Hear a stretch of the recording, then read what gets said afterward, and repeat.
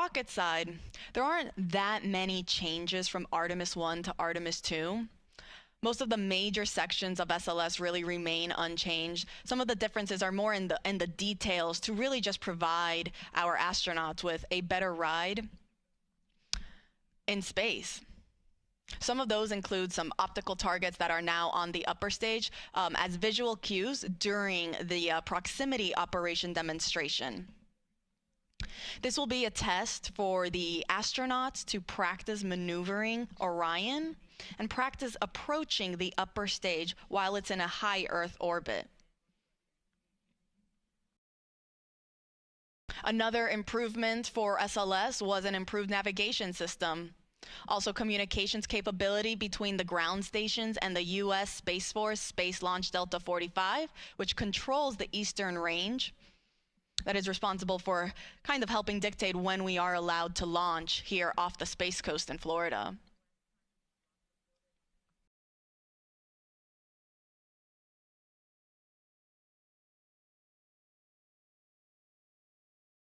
Now, all of for the first 8 minutes during flight. The two solid rocket boosters that are on either side, those operate for only 2 minutes, and they provide 75% of the power at liftoff.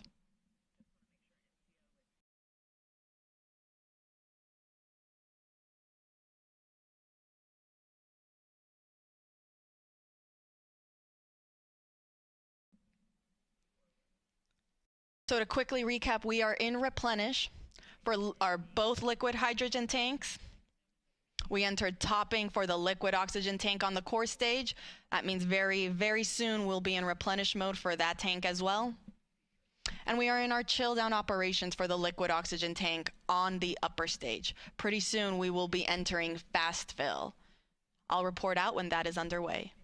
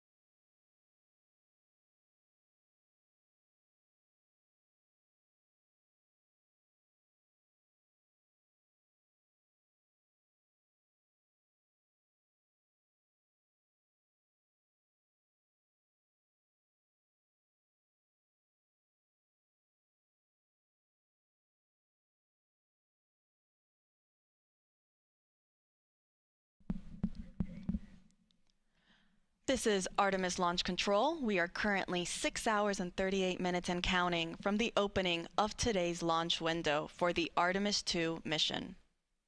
That launch window opens at 6:24 p.m. Eastern Time this evening, and teams do have a 2-hour launch window in which they can attempt to launch the SLS, or the Space Launch System rocket, and Orion spacecraft. The Artemis launch team is currently loading cryogenic or super cold liquid propellant onto SLS. We are currently in replenish mode for both liquid hydrogen tanks on the 2 stages of our SLS rocket. We're still in our topping phase on the core stage liquid oxygen tank. That means we're just finishing it up. You can see there it looks almost all the way full. And following that, it will enter into what is also into its replenish mode as well. The liquid oxygen tank on the upper stage, meanwhile, is now in fast fill. So that means all 4 tanks are now receiving propellant.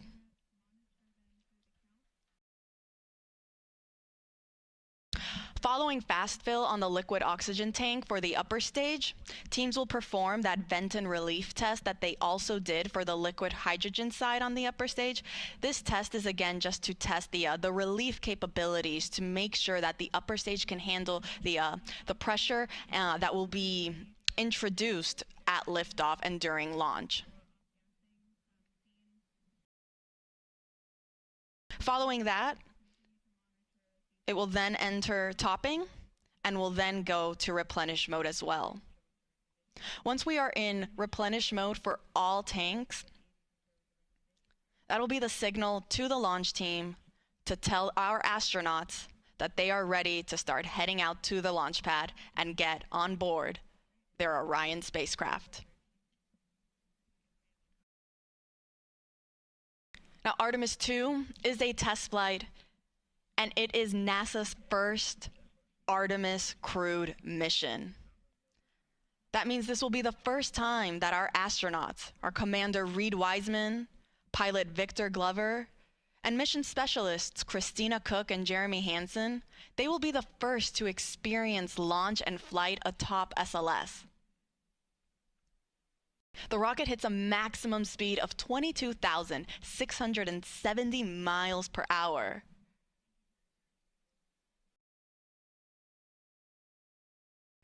And our astronauts will get to experience the entire ride.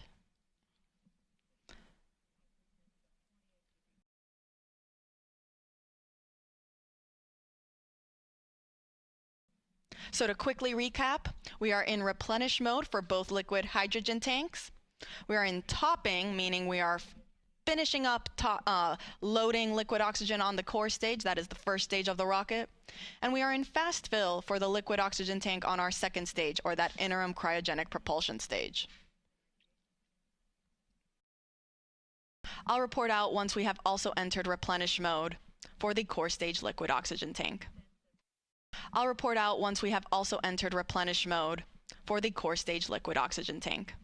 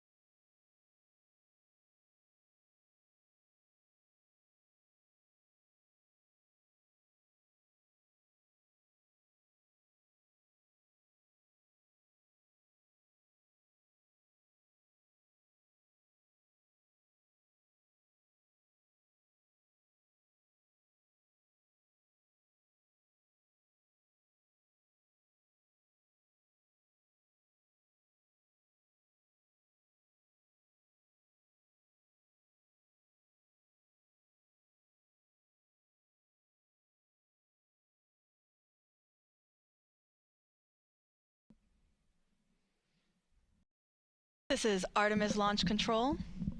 We are currently 6 hours and 22 minutes and counting from the opening of today's launch window for the Artemis II mission. The launch team is currently in the process of loading cryogenic or super cold liquid propellant onto the SLS, or the Space Launch System rocket. We're currently in replenish mode for both liquid hydrogen tanks on both the first stage and the second stage of the rocket.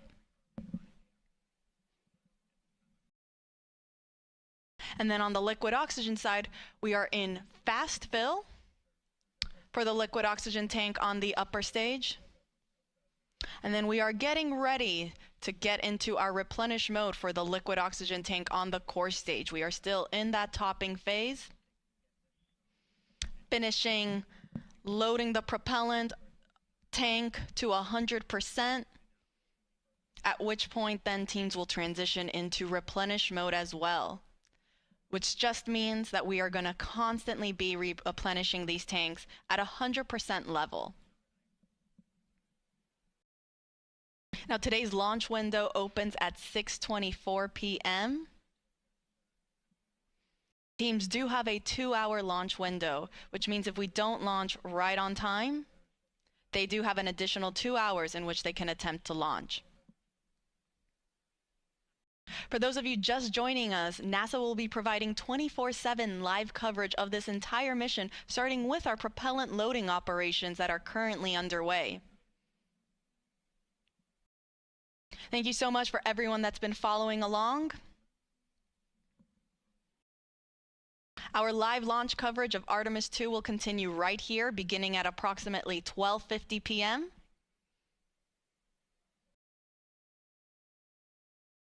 where the rest of my NASA commentators will be chiming in on how the rest of today's countdown goes. And we'll take you through the rest of the mission.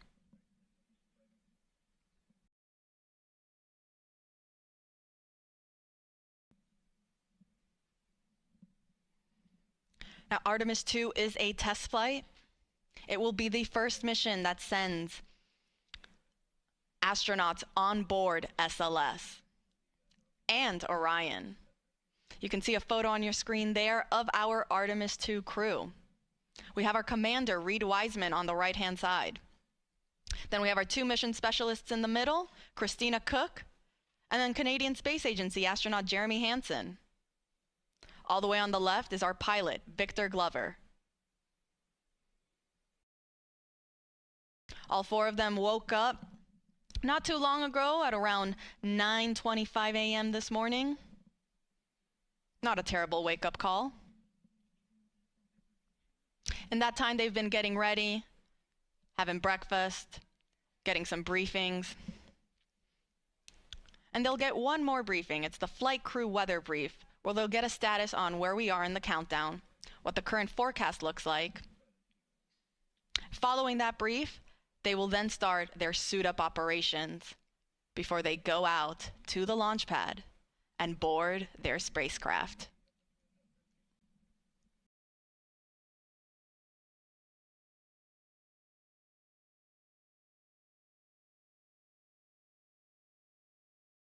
And teams did report that we have now entered replenish mode for the core stage liquid oxygen tank. So we are now in replenish for both liquid hydrogen tanks on the core stage and the upper stage. And we are also in replenish mode for the core stage liquid oxygen tank. On the upper stage liquid oxygen tank, meanwhile, we are still in fast fill. And I'll report out once then we transition from fast fill onto the next step, which will again be that vent and relief test. This is pressurizing the upper stage tanks with heliums to test the relief capabilities of the tank pressure to make sure that it can handle that capability during flight. Following that test, teams will then start topping on the liquid oxygen tank, and will then, after topping, will then transition into replenish mode as well.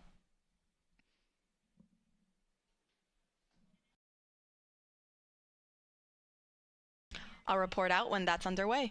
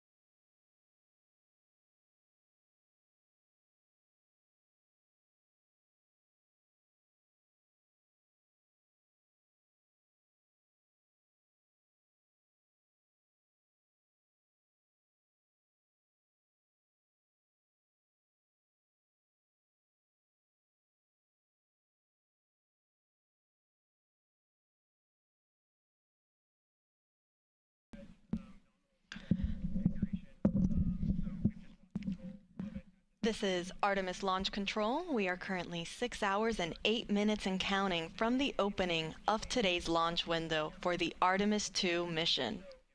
Now, the launch window opens at 6:24 p.m. Eastern Time this evening, and teams do have a 2-hour launch window, which means that they have 2 hours in which they can try to launch the SLS, or the Space Launch System rocket, and Orion spacecraft that will send NASA astronauts Reed Wiseman, Victor Glover, Christina Cook, and Canadian Space Agency astronaut Jeremy Hansen on a 10-day mission around the moon and back.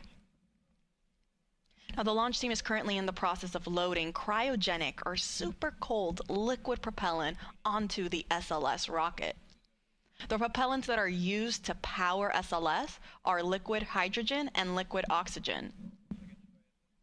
We are currently in our replenish phase for both liquid hydrogen tanks on the two stages of the rocket. That is both the core stage and the interim cryogenic propulsion stage. Replenish mode just basically means that now these tanks are at 100% level, and teams are going to constantly be replenishing them as they start to warm up and boil off. You can see some of that gas that's being vented off the rocket there. That's normal. Teams totally expect to see that. And because of that, we have then a replenish valve to constantly be replenishing the tank with that liquid propellant. So we make sure that we are 100% level and we're not losing any propellants in the tank. The reason that you see some of that venting happening is because as we get throughout the countdown and the temperatures start to rise, that liquid propellant will become a gas, and so it'll start boiling off and then it'll vent outside the rocket. Hence the need for a replenish valve. So we are in replenish for both liquid hydrogen tanks. We are also in replenish for the core stage liquid oxygen tank. And we are in fast fill for the upper stage, or that interim cryogenic propulsion stage, liquid oxygen tank. Now, fast fill is the main portion of our propellant loading operations, where teams are actively loading that propellant at a much faster rate. Now, following fast fill, teams transition into what is called topping. As the name suggests, it just means to top off the tanks. And then following topping, we enter what is replenish. So once we are at replenish for the liquid oxygen tank on the interim cryogenic propulsion stage, we're going to enter what is called all stages in replenish. This means that all 4 tanks on the SLS rocket are fully fueled, and our astronauts are ready then to go and head out to the launch pad when they get the go from our launch director, Charlie Blackwell Thompson.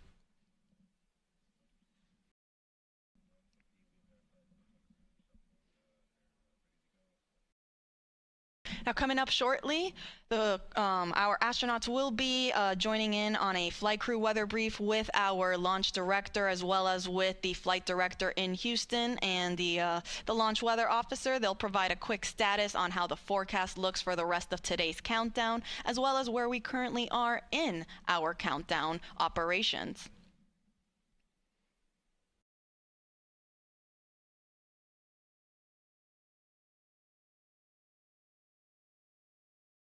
A little earlier, the launch weather officer did let our launch director know that we might get some showers in about 2 hours. However, there is no lightning threat, and they will plan on discussing this again during the flight crew weather brief.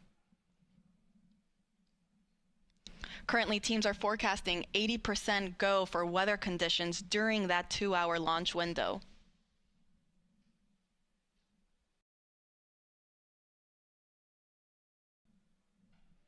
So again, to quickly recap, we are in replenish mode for both liquid hydrogen tanks.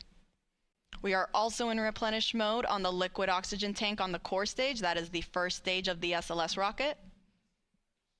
And we're in fast fill for the liquid oxygen tank on the upper stage.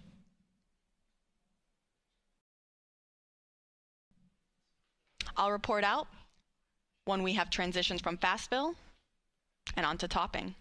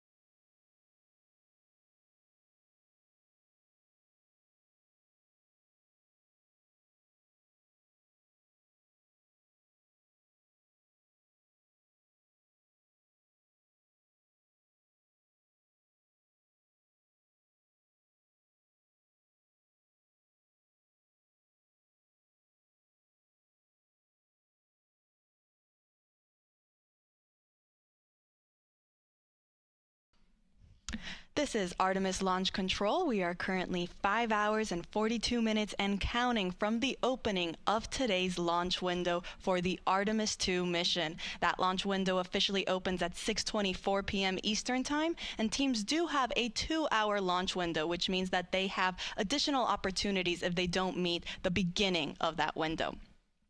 Now joining me is Artemis Launch Director Charlie Blackwell-Thompson. Charlie, thank you so much for taking the time to speak with us today.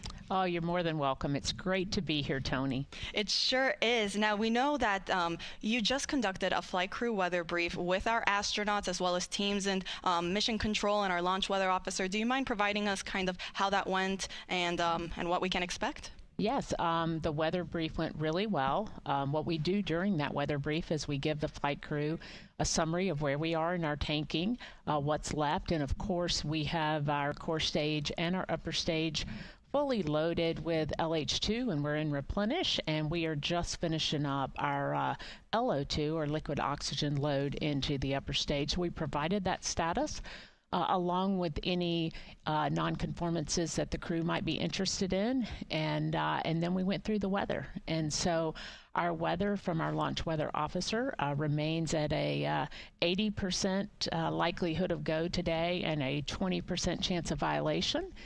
We are watching some precip that is making its way toward the pad, but we expect that that is going to dissipate as we get closer to the opening of our window. So really good to hear the crew's voices and to talk through a day of launch ops. You know, it's something that we simulate, but there's nothing like the real day.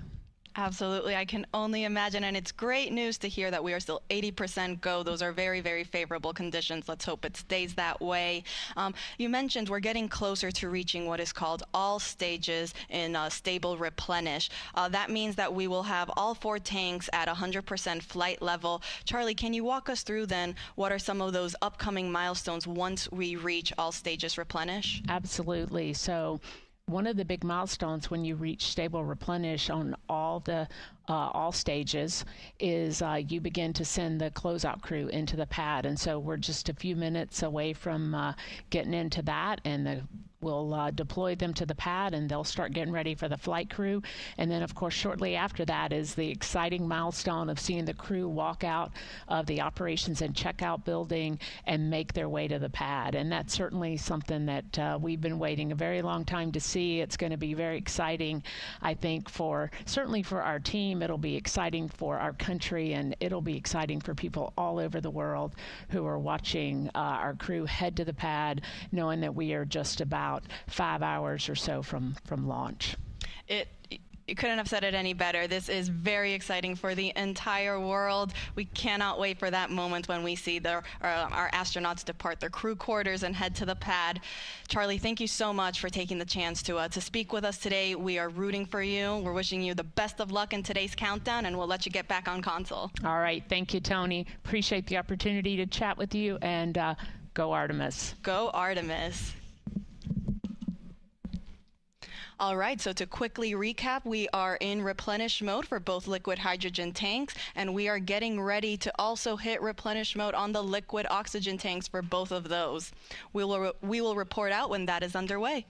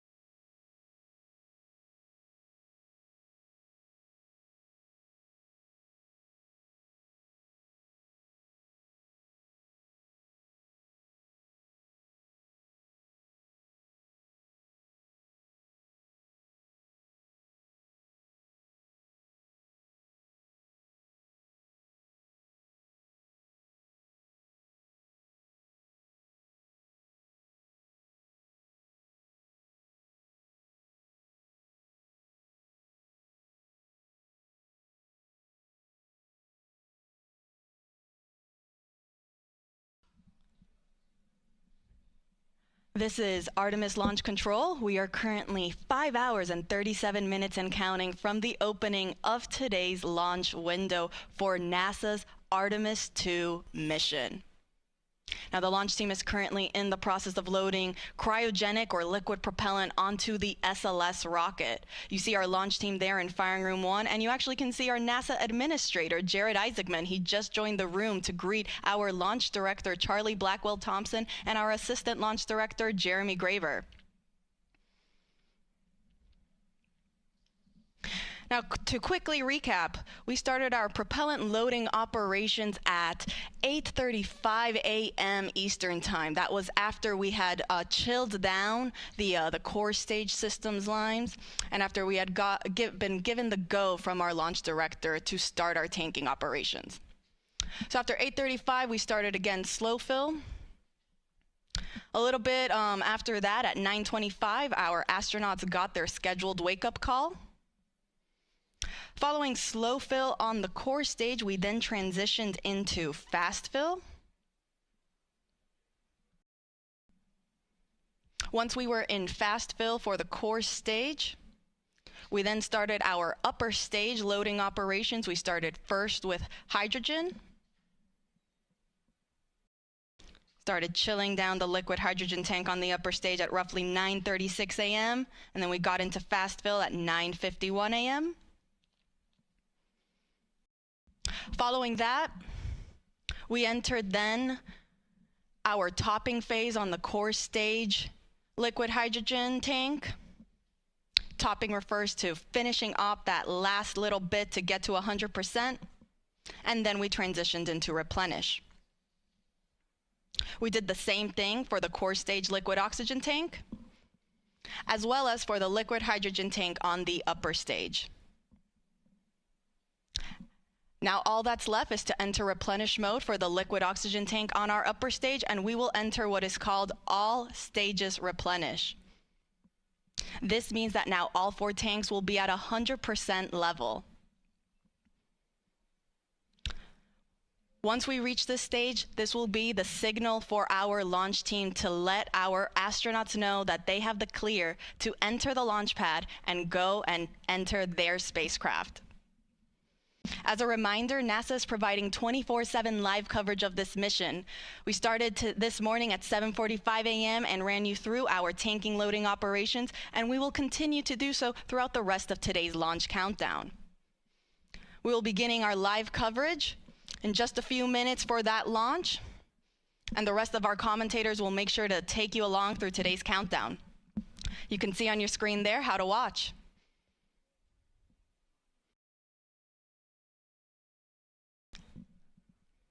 And as our launch director just recently said when she came on air, let's go Artemis II.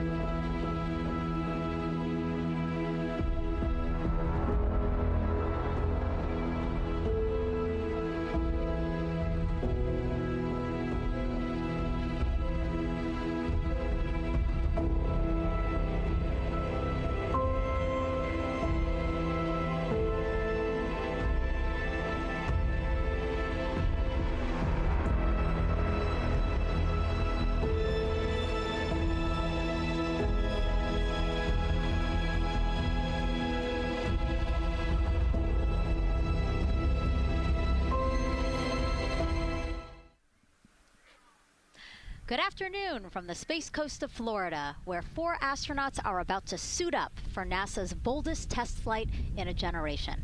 This crew could be the first humans to journey around the moon in more than half a century. The Artemis II mission is a test mission of the Orion space capsule. Artemis II will be the first time we put humans on this rocket. We're going back to the moon because it's the next step in our journey to Mars.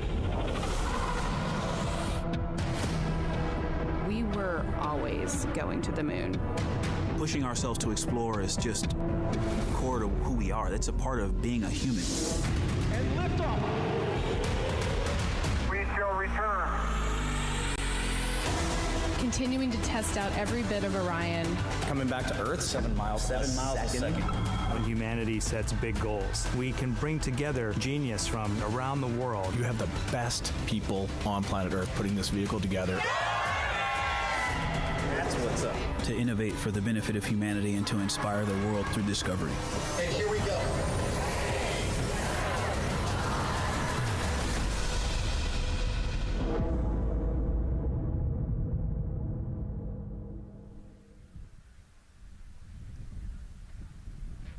Welcome, and thank you for joining us live from NASA's Kennedy Space Center, where we are beginning a new chapter in America's human spaceflight story.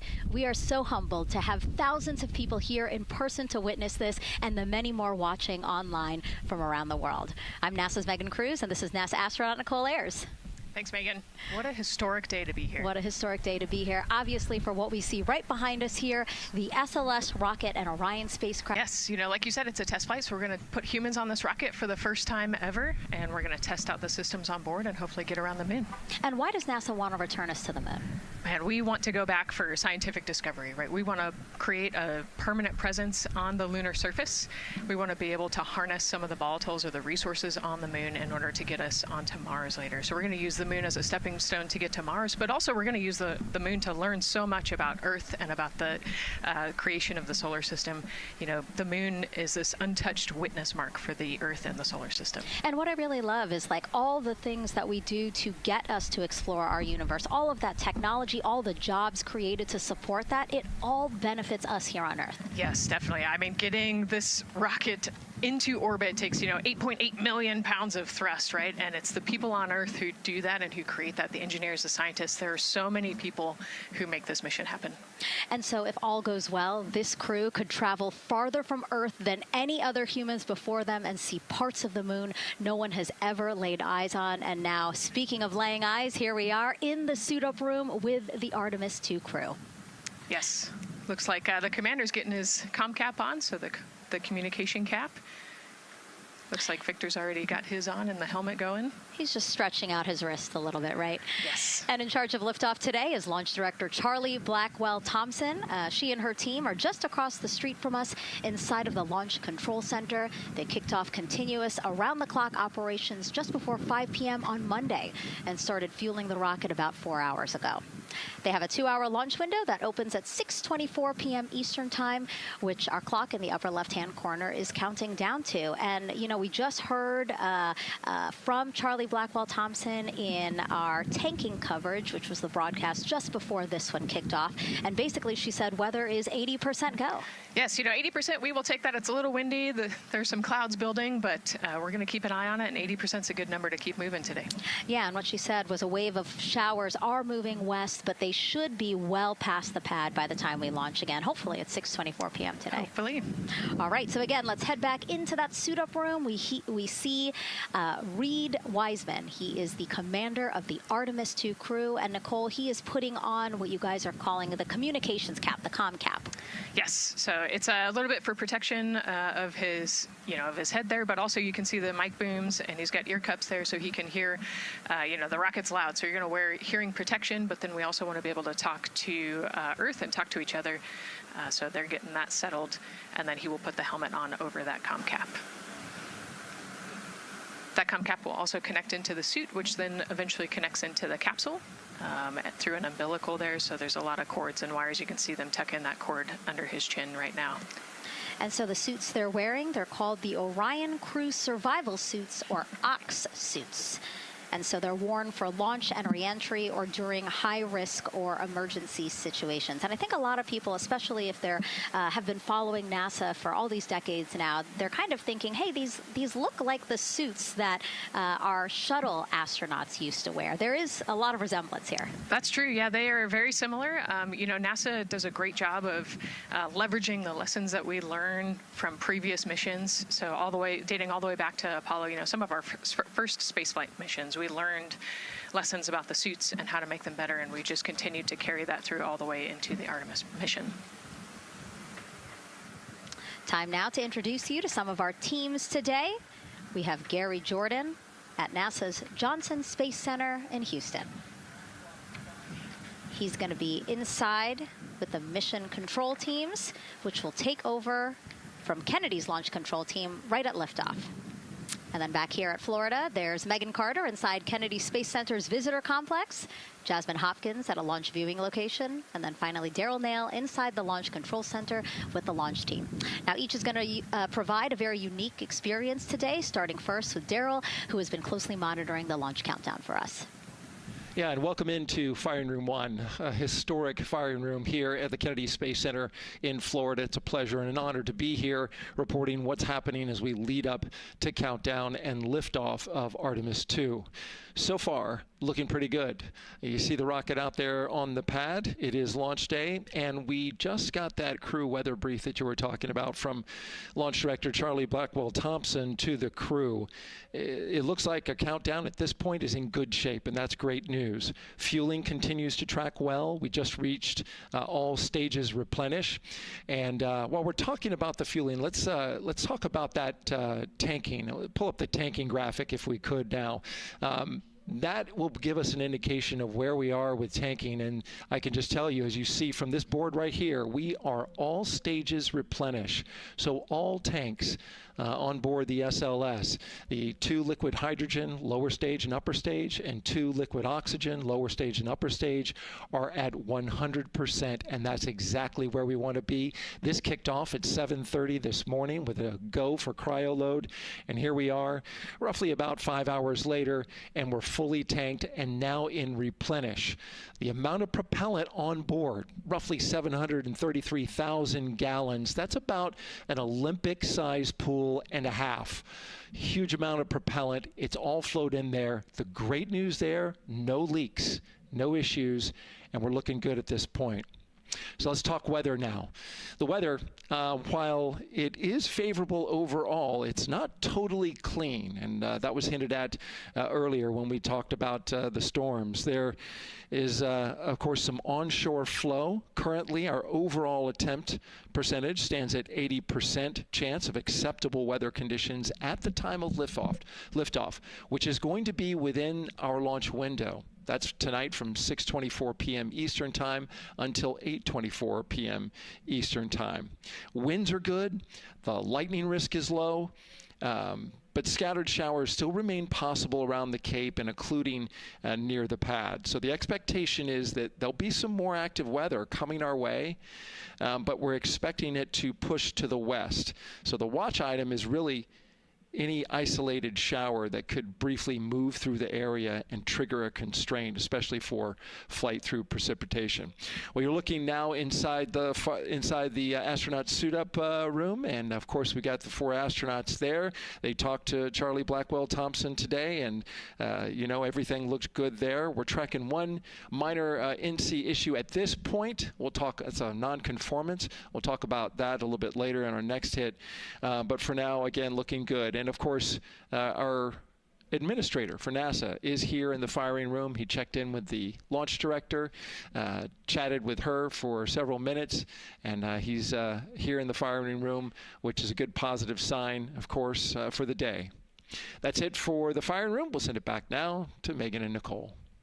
Daryl, thank you so much. Yeah, let's get back into the suit-up room here, where we now have a shot of all 4 astronauts, and it appears all of them are undergoing their suit leak checks. Can you talk to us about what that is, Nicole? Sure. Yeah, you can see, as the suit expands, that we're going to pressurize those suits. So in the case that we need it, if we lose pressure in the capsule, those suits will protect the astronauts and keep them pressurized and keep them survivable. So these guys are going to hold their breath for about 10 seconds. Any movement in the suit could cause changes in the pressure, and so we want to get a really nice, precise, accurate measurement on the leak check. And so they'll hold their breath. Even just their heartbeat could potentially make some differences in those super sensitive sensors there. So you can see the red and blue valves there, the air in and air out, and it looks like Victor just had a good leak check. Yeah, and actually they do 3 leak checks, again, just to get an average reading to say, hey, we have confidence that these suits are holding the right pressure. As Nicole said, that tube that's going in, that's putting air into their suits, and then there was that gold instrument that you saw on their other side. That's how they can control how much pressure is being released in order to do these checks. Yep, and they will do the leak checks here in the suit room, and then they'll do more actually in the capsule as well. They'll do another leak check. So we're going to make sure the suits are ready to go before we even step out the door, and then we'll check them with the entire system on the capsule once they get out to the rocket. And you might also notice that some of the astronauts, while they're doing their suit leak checks, you might have seen Victor gave an OK sign. You might also see a thumbs up, and that's because concurrently, while they're doing these suit leak checks, they're also doing comm checks. Yes, yeah, we talked about the comm cap earlier and the umbilical and how they plug in. So yeah, they're going to test the comm, they're going to test the suit, make sure everything. They're actually probably testing the cooling system as well right now. They're going to plug into the portable cooling system and make sure that all of that is working. So like I said, we want to make sure that we've got 4 healthy suits before we go out. Yeah, this suit, 3 layers, so obviously it can get hot. Yes. So one of the layers is a cooling undergarment, and basically they flow cold liquid through that undergarment to keep the astronauts cool and comfortable before liftoff today. Yeah, it's like a onesie with a bunch of tubes running around it, and the water flows through there to cool you down. All right, lots of information to share with you all today. If you have any questions, we'd love to hear from you. All you have to do is send your questions our way by tagging @NASA Artemis, and we'll try to answer as many of your questions live. And we'll also have some questions for you throughout the broadcast, so we hope you can participate in those opportunities as well. Okay, as we continue to be inside the suit-up room here, why don't we learn a little bit about each of our crew members? Right now, we are looking at pilot Victor Glover, but hopefully we can get a shot here of our commander, Reed Wiseman.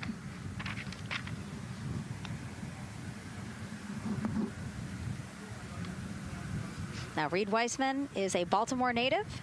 He's been in space once before as flight engineer for Expedition 41 aboard the International Space Station from May through November 2014. During the 165-day mission, Reed and his crewmates completed, get this, more than 300 science experiments in areas like human physiology, medicine, physical science, earth science, and also astrophysics. They actually set a milestone for station science by completing a record 82 research hours in a single week. He also served as chief of NASA's astronaut office from December 2020 to November 2022, and Reed has 2 daughters. Yeah, I love, Reed is such a great leader. He was the chief of the astronaut office when they hired our class of astronauts. And so, I think I have to publicly thank him for my job here today. But yeah, he's a family man, he's a good leader, and he's a great pick for the commander of this mission. Yeah, I think, in talking through some of his other accomplishments, obviously he has leadership qualities that makes him prepared for commander of Artemis II. Yes, he does. He's a well-experienced naval officer and now NASA astronaut. And so now here we are, pilot Victor Glover. NASA selected the California native as an astronaut in 2013. At the time, he was actually serving as a legislative fellow in the United States Senate. His first trip to space was in November 2020 when he launched as pilot of NASA's SpaceX Crew 1 mission. That was the first operational mission of NASA's Commercial Crew program, which resumed launching American rockets from American soil to the International Space Station at the end of the shuttle program. Victor is a U.S. Navy captain and naval aviator who served as a test pilot, racking up more than 3,500 flight hours in more than 40 different aircraft. He and his wife, Deanna, have 4 children. Yeah, 4 children, a lot of energy, but that checks, right? Because when I think of Victor Glover, I think of a lot of energy, smart guy who's always excited and ready to go. And there you go, he's smiling in the suit room this morning. Oh yeah, he's a great guy. All of them are. This whole entire crew. They're just a good group of human beings, of leaders, of friends, family. You know, I have never heard anybody say anything bad about any of these 4. They're all so well accomplished, and they're also deserving of this opportunity to return to the moon. Yeah, and they're also humble, right? They're just standard humans going to the moon, but you would never know that when you talk to them in a normal conversation. And so it looks like Christina here has completed her suit leak checks as well, her communication checks too.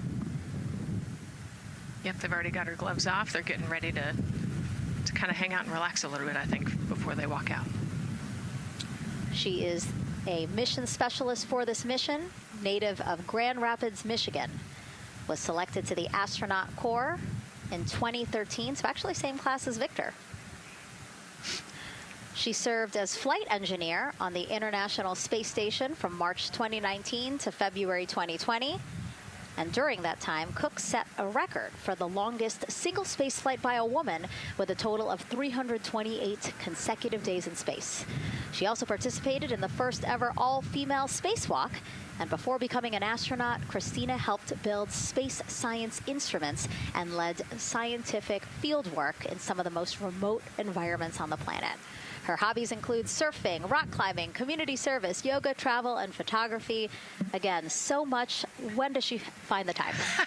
That's a great question. You know, one of the things I love about Christina is that she's broken records and she's achieved all these milestones. But one of the things that she talks about is, you know, she just wants people to set goals and go work hard and do something that's meaningful to you. And she really hopes that her records are broken as soon as possible. She does it for her family, and she'll talk about all of her nieces and nephews quite a bit. So just, again, another example of just a humble human who's got a great support system in her family and excited for the mission. Yeah, she's always saying that she just wants the opportunity to push people farther, to push humanity farther, see what we can accomplish together. So, yeah. Again, all 4 of them say that. They're really in tune on what they think or what they feel like their role is in this mission. Yeah, I think their legacy is going to be, you know, providing the shoulders for others to climb on. And last but not least, first-time flyer, Canadian Space Agency astronaut Jeremy Hansen will fly to the moon as a mission specialist on the Artemis II mission. In the United States Senate. His first trip to space was in November 2020 when he launched as pilot of NASA's SpaceX Crew 1 mission. That was the first operational mission of NASA's Commercial Crew program, which resumed launching American rockets from American soil to the International Space Station at the coast of Florida to simulate deep space exploration for 7 days. In 2017, he became the first Canadian to lead a NASA astronaut class. He also enjoys getting out on a sailboat, rock climbing, and mountain biking. Jeremy and his wife, Catherine, have 3 children, and he actually got to hang out with them over the weekend. So the crew arrived here for lunch at Kennedy Space Center on Friday, and then their family members arrived Saturday. Yes, yeah. They, as long as their family can quarantine with them, then they will stay, you know, quarantined in Houston, and then they all fly down to Kennedy Space Center, and then you get to spend the last few days with your close family and friends. We actually do a behind-the-glass visit with some of those other maybe extended family members that couldn't quarantine with you. But yeah, it's a quaint time here once you get to Kennedy Space Center. A great sign here. All 4 astronauts have removed their helmets. And that indicates, again, that all 4 have completed suit leak checks. And so, Nicole, what they're doing now is they have these pockets on their forearms. That's just somewhere where they can put personal items that they might want, right? Yeah, just kind of stowage pockets. You know, there's always something that you might need or want while you're in the capsule, and then also last-minute personal items if you want to put a couple things in there. So everybody kind of has their own unique stash in their pockets. And then another pocket has emergency equipment that they might need, right? Like a signaling mirror, things like that. Right, yeah, the suit is basically all in one. You know, it's got the oxygen bottles there on their right legs. You'll see in a different shot, they've got pockets with survival gear in it, and that is to keep them safe. So if they had to egress the capsule, either from the launch pad or from the water, then they will have all of the survival gear with them. They'll have about 10 minutes of oxygen as well from that bottle so that they can get to safety quickly and safely. We are now 5 hours, 3 minutes and counting from the opening of our 2-hour launch window, and we have our first questions from social media.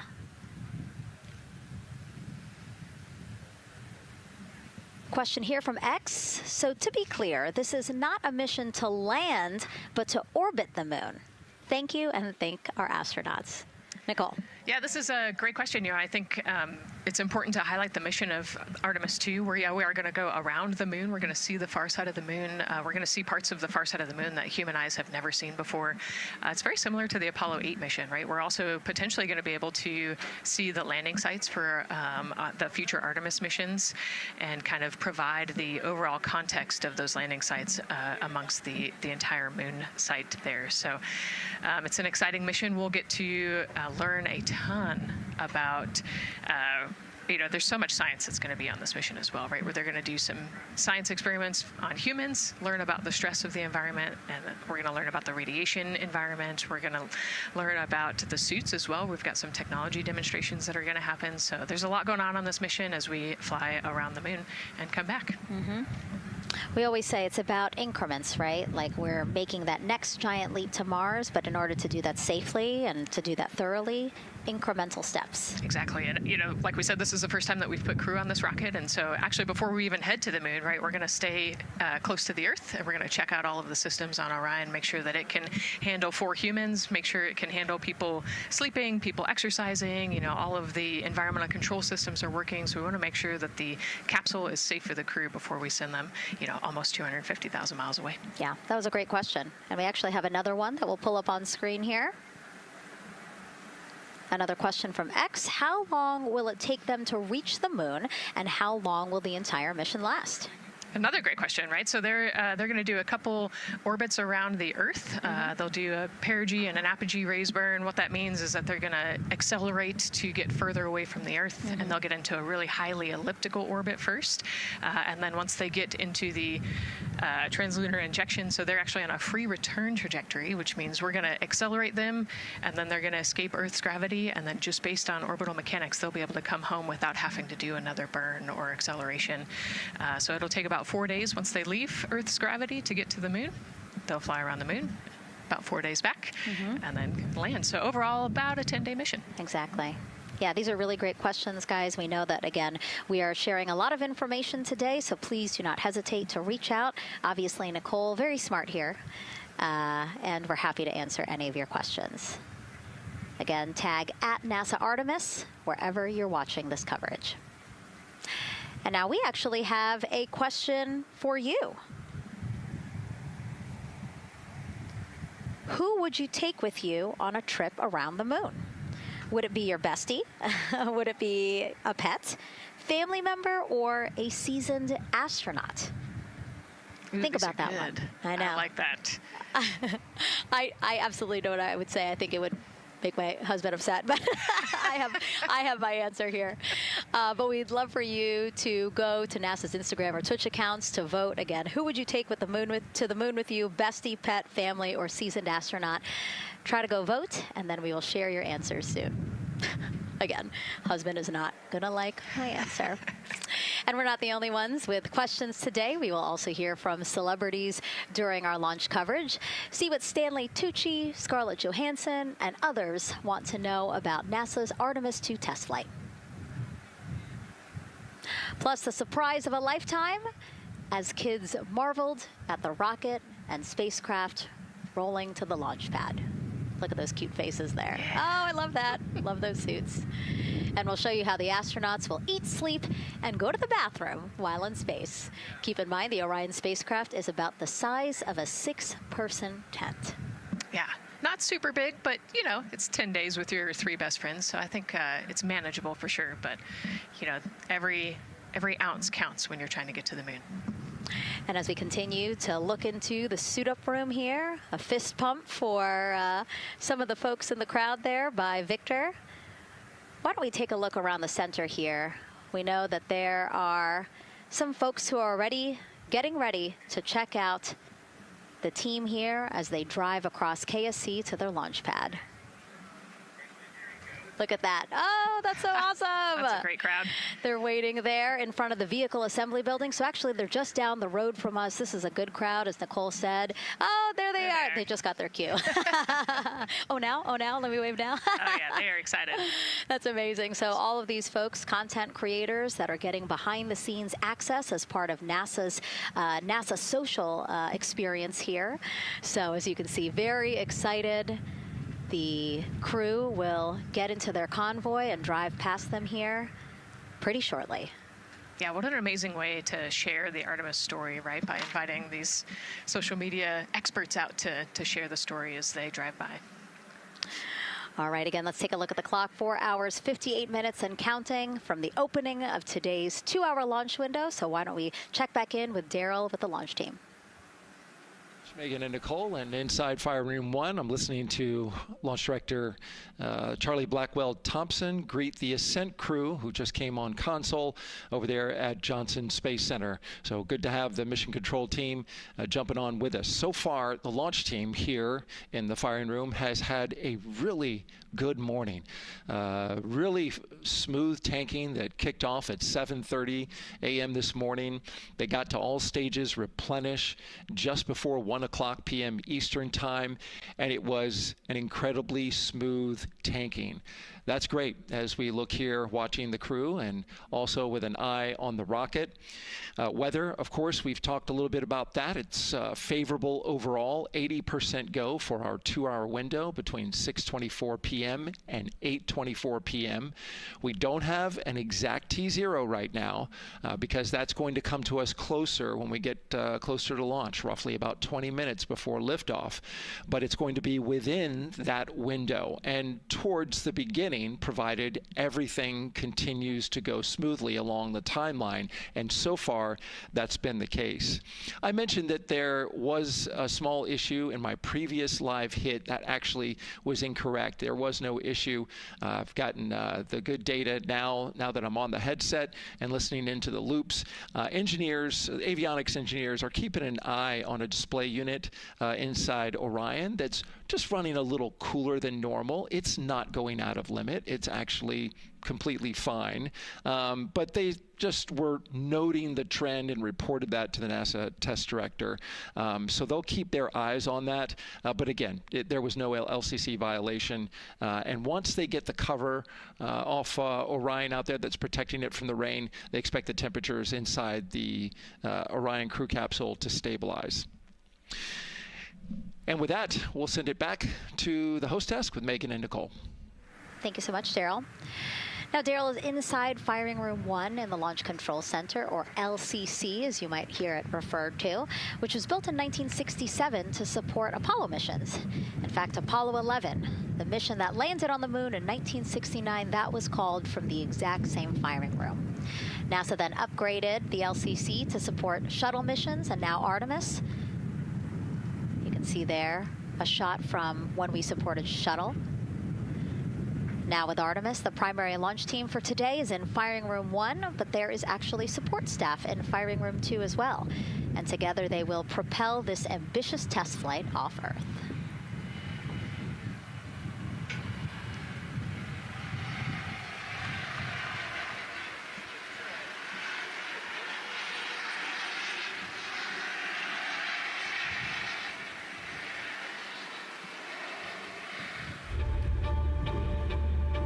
We're going back to the moon because it's the next step in our journey to Mars. We need to go explore the moon. There's vast regions of unexplored areas with the coldest, darkest places in our solar system.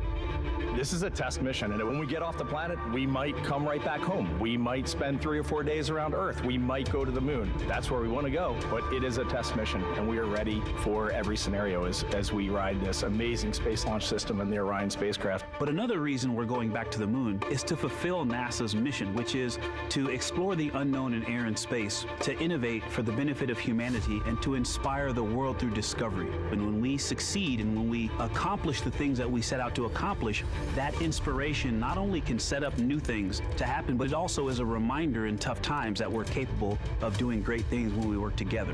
The thing I love about the moon is that it's not just a beacon for exploration and this platform of possibilities for incredible missions like this, but it has benefits. That's actually why we're racing towards it. Those benefits are really wide in nature. You have everything from innovation, technology development, not only for future missions going deeper into the solar system, but technologies that come back to Earth. You have inspiration, a whole generation of people starting this pipeline of STEM workers and manufacturers and operators that are excited to see what you can do when you work hard and you come together as a team.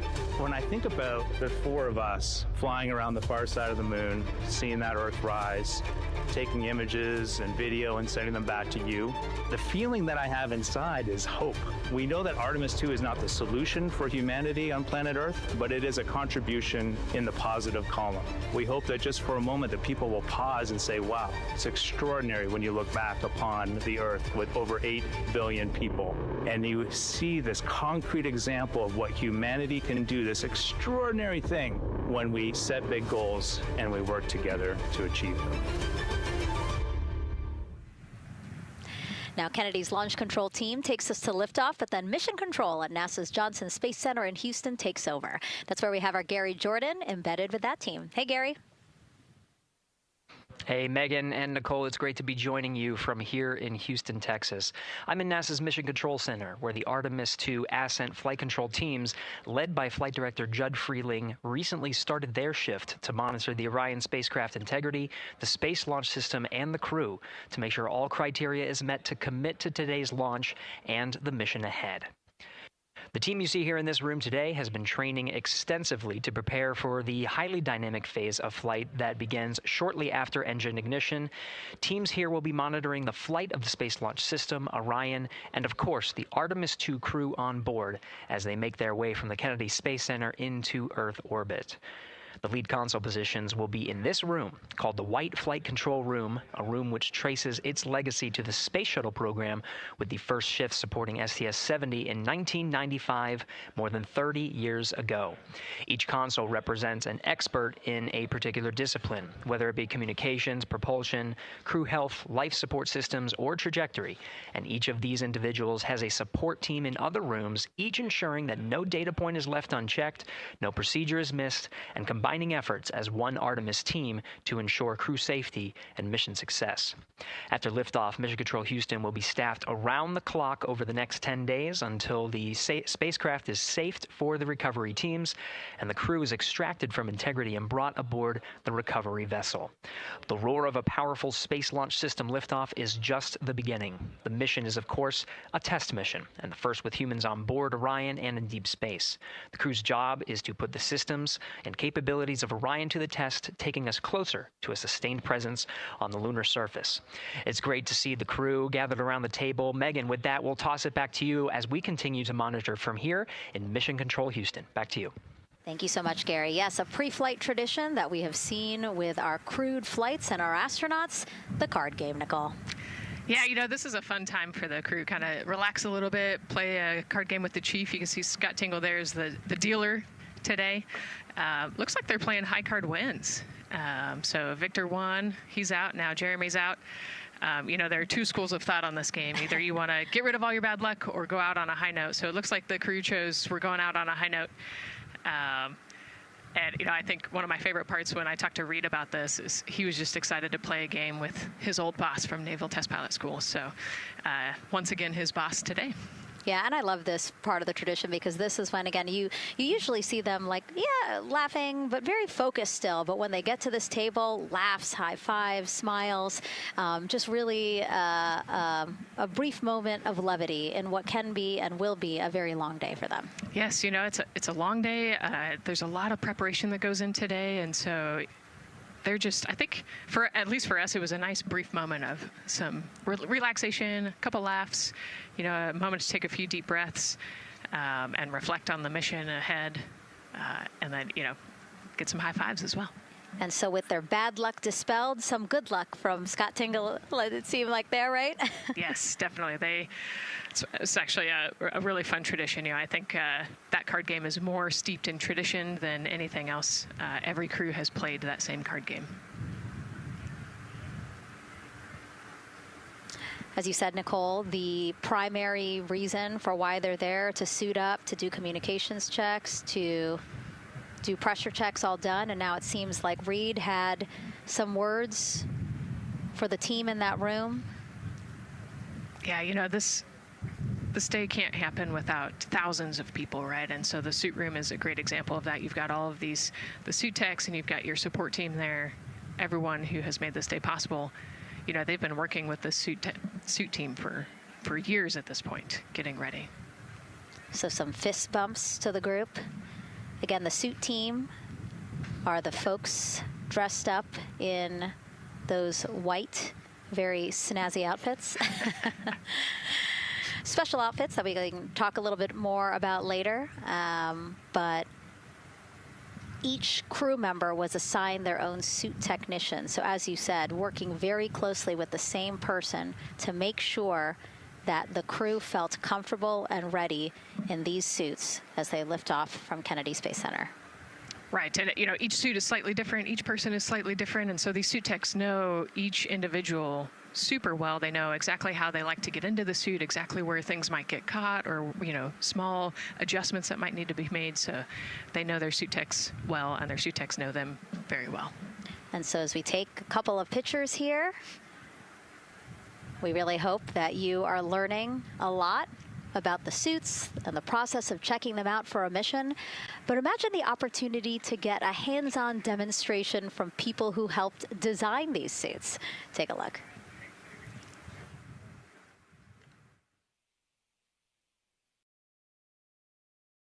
Does anyone want to try on one of the gloves?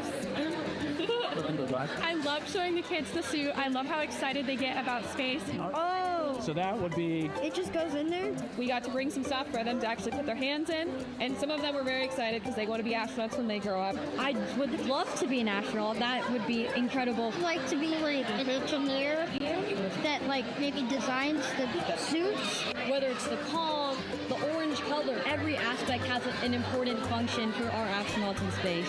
It's going to be amazing seeing astronauts up close to the moon again.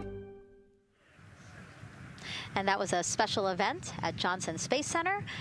What we just saw there, obviously a big part of why this mission is so important to NASA, really just an opportunity to inspire everyone, especially kids, right, Nicole, to dream big and be curious. Oh man, yeah, the kids are so important, right? I love talking to kids. You know, they are the future of spaceflight. They are the Artemis generation.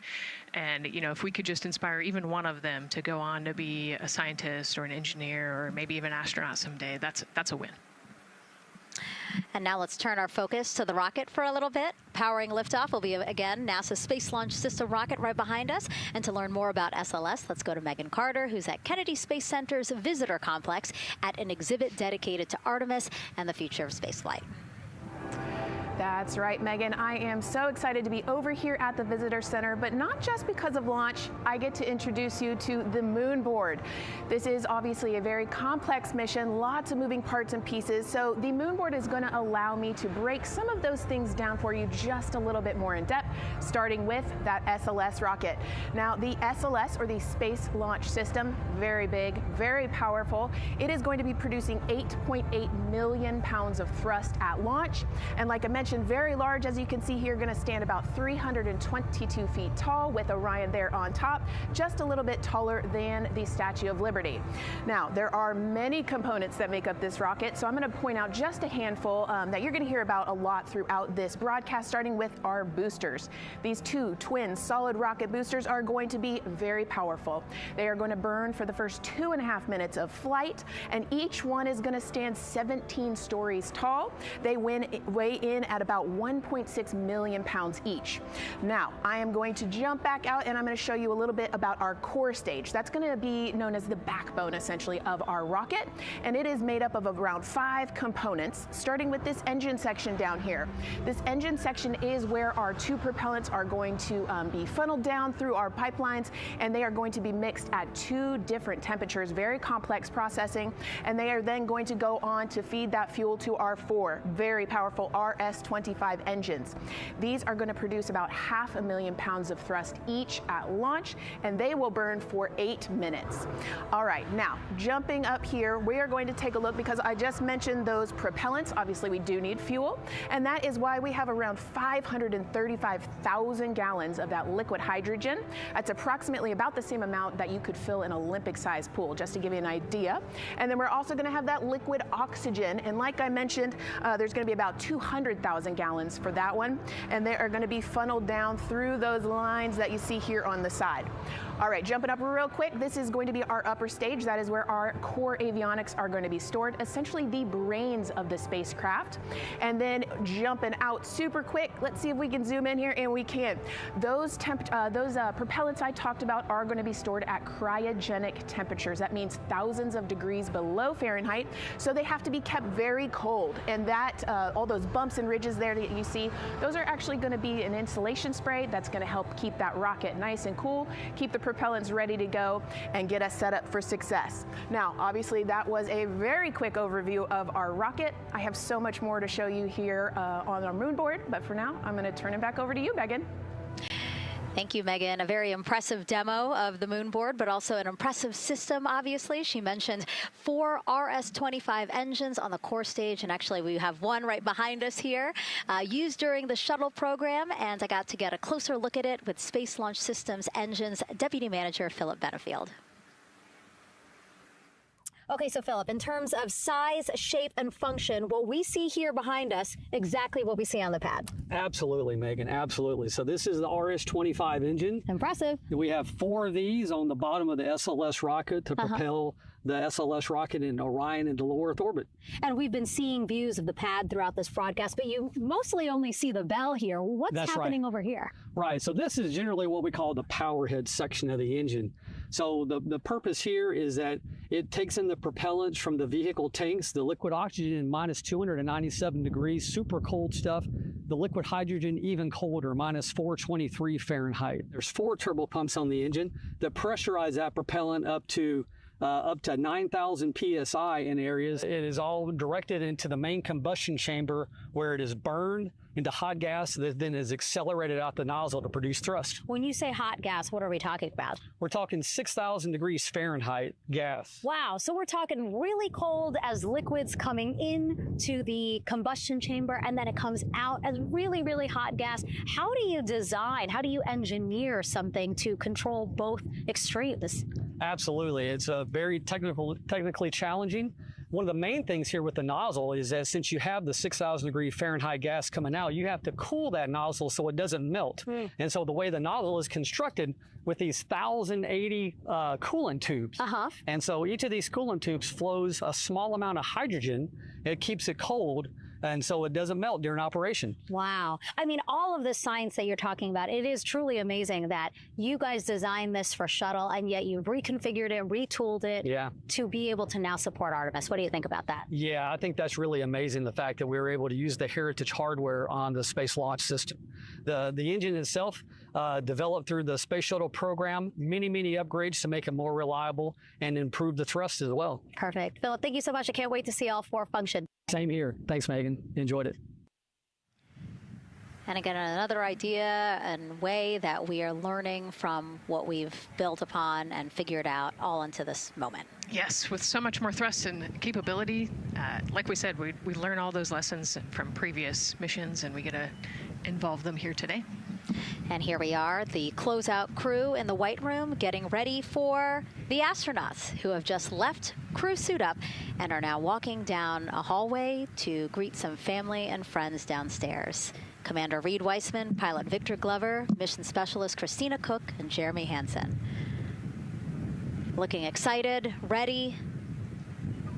Now in that elevator to take them 3 floors down. Thumbs up, one more photo, one more photo. Oh, nope, a couple more people in that elevator. Those are important folks. They're going with them to the pad. Yeah, Bye, Reed. This is a fun elevator ride. Yeah. And, you know, actually you couldn't see them because they're off camera, but the support crew that's actually in crew quarters with us is right there waving goodbye and saying goodbye to you. So it's a really special moment to say thank you and say goodbye to the support crew at crew quarters. That's amazing. And so again, they will ride down 3 floors, and then soon we'll walk out the doors that you see underneath the banner there that says their names. These doors, the same doors that astronauts who have launched from Kennedy Space Center have walked out of since the Apollo program. Yes, and you can see another tradition is putting your patch on that archway as well. So I'm sure they did that over the last couple days. They did. It's actually it's so hard to see because there's so many of them, which is also great, but it's on the door frame on the right-hand side, the very, very bottom. Awesome. Great crowd here. A shot now of everyone who is waiting to greet the crew as they walk out of the operations and checkout building here at Kennedy Space Center and will board their ride to the launch pad. Yeah, this is a really great shot, right? Because you get to see a little bit of what goes on there. So you've got the close family that were in quarantine with them up close. They get a wave goodbye one last time. You've got a little bit of media in the background, and then you've got some NASA employees and a lot of the program managers off to the side as well to wave goodbye one last time and wish them luck. Yeah, it's a really nice moment. Again, they have had some quality time with family, but this is their final opportunity to say, see ya in 10 days. Yep, the last wave. And so there are different pens of people, again, as Nicole was alluding to, specific to the quarantine rules that you followed in order to be able to have that access, have that closeness with the crew. And then on the bottom left-hand side of your screen, the Astrovan. And that is going to be the crew's ride out to the launch pad. This modified Airstream motorhome can seat up to 8 people inside. It has a TV and sound system, and we know they plan to watch a video during their trip out, right, Nicole? Yes. So I think Top Gun is on the menu, yes. And then also Point Break, because you know Christina surfs, so I think they've got a pretty decent entertainment planned. So I love that. It gets them in the headspace, the right headspace, to really just enjoy the ride to space. NASA's history with Airstream dates back to the 60s when the company created a crew quarantine vehicle for when astronauts returned from the moon. This picture here, President Nixon talking to the Apollo 11 astronauts inside said quarantine vehicle. Then during the shuttle program, Airstream created the first generation Astrovan, a 27-foot motorhome that transported astronauts across KSC to their launch pad. And again, that is what we're going to see today. A very similar picture. Again, the orange suits, the Astrovan, very reminiscent of what we have done before and how we got to where we are now. Yeah, launch pad and watch a movie, listen to some music. It's kind of an interesting, you know, and then along the whole way here at KSC, all of the employees from Kennedy Space Center come out. You can see in the background of the shot you're looking at right now, all of those employees and everybody lining the streets, waving and wishing them luck. I think this is an emotional moment for a lot of people because this is the last time where a lot of people will be with the crew, because once they get to the pad, there's only a handful of folks with them before launch. Yeah, definitely. This can be emotional for the crew, can be emotional for the families, of course. I mean, I got to wave goodbye one last time to my sister, and when we walked out those doors, and it's surreal. It starts to become much more real the closer and closer you get to the launch pad. 20 seconds now from when we expect the crew to walk out those doors. It must be really hard for them to patiently wait for these very specific milestones. You've got a whole group back there that's telling jokes and keeping it light. So.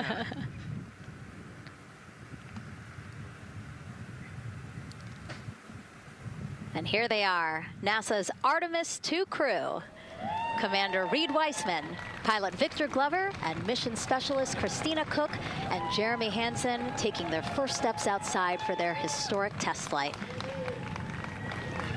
To a wonderful applause from the crowd. They're looking really excited Some and big really smiles. ready. I love that. Out here. It's a great day for us. It's a great day for this team.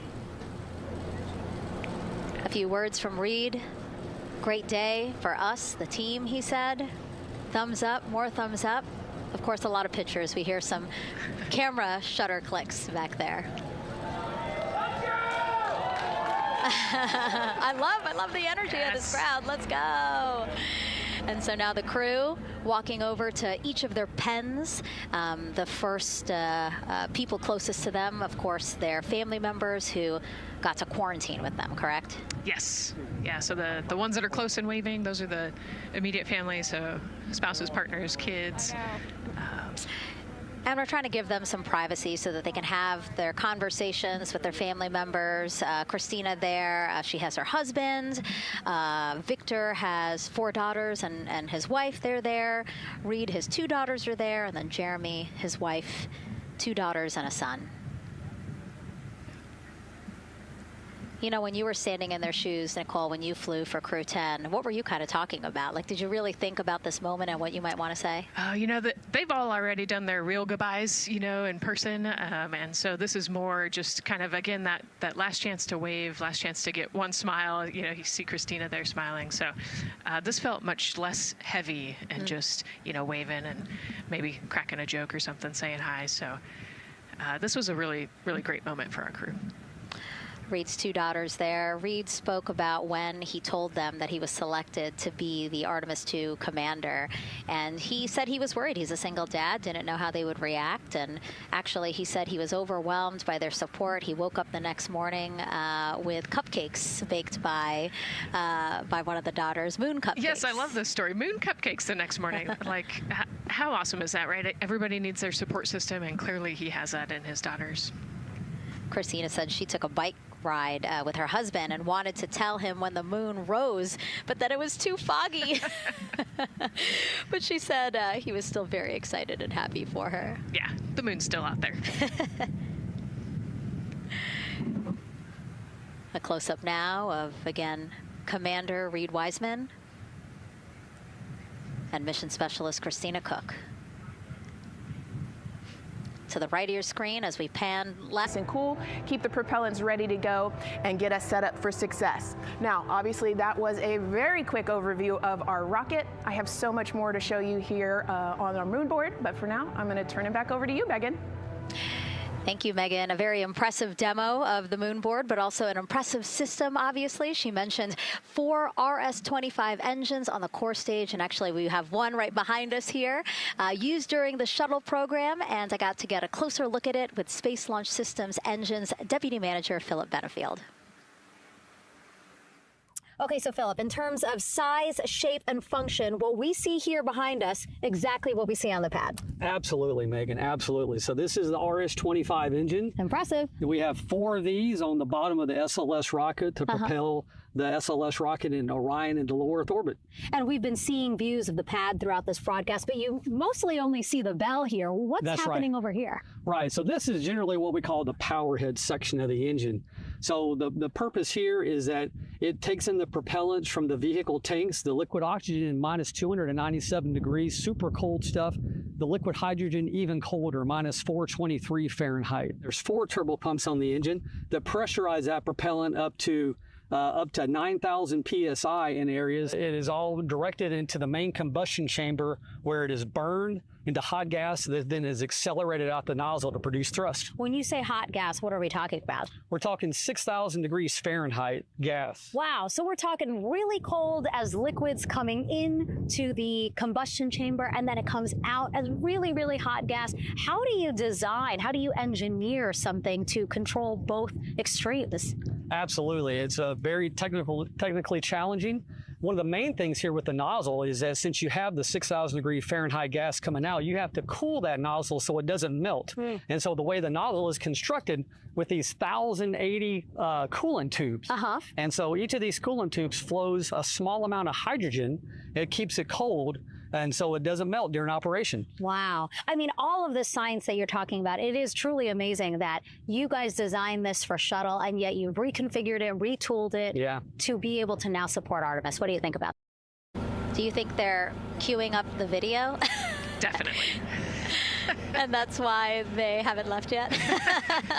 They're like, we can't go without our point break. Gotta get our your point snacks and movie break. ready. Where's the popcorn?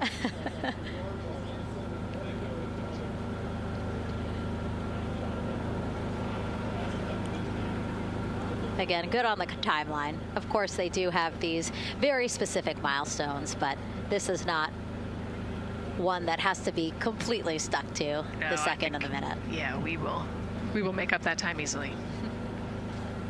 They will get a full security escorted ride out to the launch pad. It's a quick trip, 15, 20 minutes.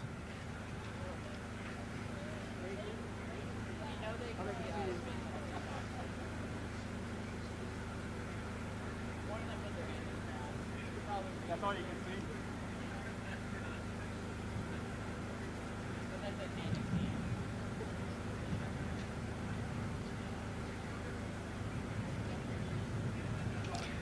The closeout crew at the pad, still just getting everything ready for their arrival. Configuring Orion, right, Nicole? Yes, so they're probably laying out the seat restraints and getting all of the umbilicals set and ready to go so that when the crew gets there, they can ingress and start getting strapped in and connected to the capsule. And in our smaller box there, we have a shot of our administrator, Jared Isaacman. Bouncing around quite a lot today, was in the firing room right after the crew weather brief, saying to the crew that they are good for... I love it. You know, he's been an active participant today, and exciting to see him there at the walkout.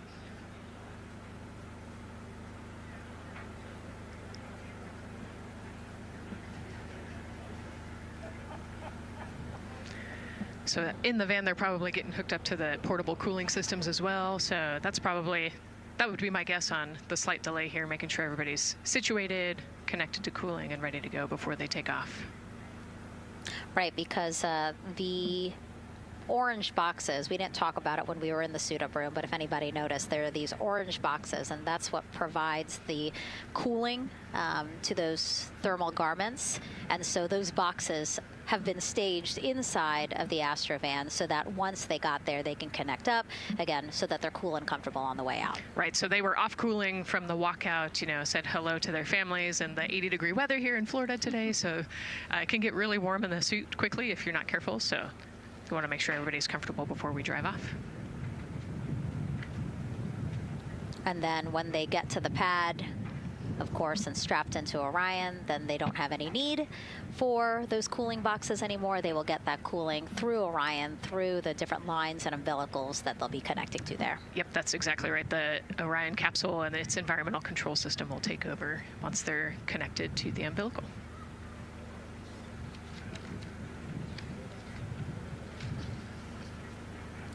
And so when we were watching them get into the elevator, I said, oh, there's a couple more people going in there. And they were, again, those folks in the white suits that we saw. Again, suit technicians. Yep.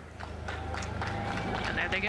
And off they go. Reed, Victor, Christina, and Jeremy now on their way to launch pad 39B, where they will fly to the moon. Something no human has done in over 50 years. They may also set a new record as the farthest humans have ever been from Earth, a record set by the Apollo 13 crew almost 56 years ago today. We still hear cheers as they drive away from the operations and checkout building here at Kennedy Space Center. Now, while the crew make their way to the pad, let's get to know each of them even better. First, Commander Reed Wiseman. The moon, to me, it's the thing that connects me together with all the other humans in my life. I remember being a little kid lying in bed at night and just looking out at the moon in whatever phase it was in, and I was thinking, man, my friends that live like 20 miles away, they can probably look out and see that same exact moon. And then when I was in the Navy and I would look out at the moon and I'd be halfway around the planet, and I would think, man, my brother can see that moon where he is, and he's halfway around the planet from where I am. To me, it's a connection of life on Earth. We can all look up and see that moon, and it's always changing. The moon is never the same 2 days in a row. I love that. My name is Reed Wiseman. I'm the commander of NASA's Artemis II mission around the moon. I grew up in a little town just north of Baltimore, Maryland, about 20 miles north of the city. There was a National Guard base nearby my house, and there were A-10 aircraft that would fly over every now and then. I just would look up at them and be like, man, I want to be up there. I want to go do that. And then my brother went to the Naval Academy, and I would go every year and watch the Blue Angels fly during commencement, and that just started to grow and grow and grow. For a while, I wanted to join the Air Force, and then I realized Navy flies as well, and they fly from ships in the middle of the ocean, and that was it, like, done deal for me. That is exactly what I wanted to do for my career. Flying is freedom to me, especially when you're in a jet aircraft coming off of an aircraft carrier in the middle of the Pacific Ocean. Nearest land is over 1,500 miles away. So when you come off of that aircraft carrier, you are truly just alone with yourself out there. It is a magical experience to be out there all by yourself in an aircraft over the Pacific. Just it's free. I think anybody who accomplishes something that they set their mind out to, there's no one thing that does it for them. It's a combination of everything. I mean, the way my parents raised me, the way my brother and I, the way our relationship developed over time, my friends, being in the marching band, going to college, setting my own course, learning how to live on my own, being mentored along the way, being, kept on the path to success, but being given the freedom to, make excursions and fail every now and then and regroup and carry on. I think all those things come together in the end to get you where you are. I've had to overcome, I'm a human being. I've had to overcome a lot of fears. I'm pretty scared of heights. I joked about that on the International Space Station, but it turns out I'm only scared like at the edge of a building. When you're up on the International Space Station, even though you're 250 miles up, I never had that feeling of falling or that I was, at risk up there. I just kind of loved the feeling of floating and looking down at Earth. There have been challenges all throughout my life. By far, the biggest challenge was losing my wife in 2020 to cancer and now raising two daughters who are grown up now, but that's been the biggest challenge by far I've ever had to face. It is not easy.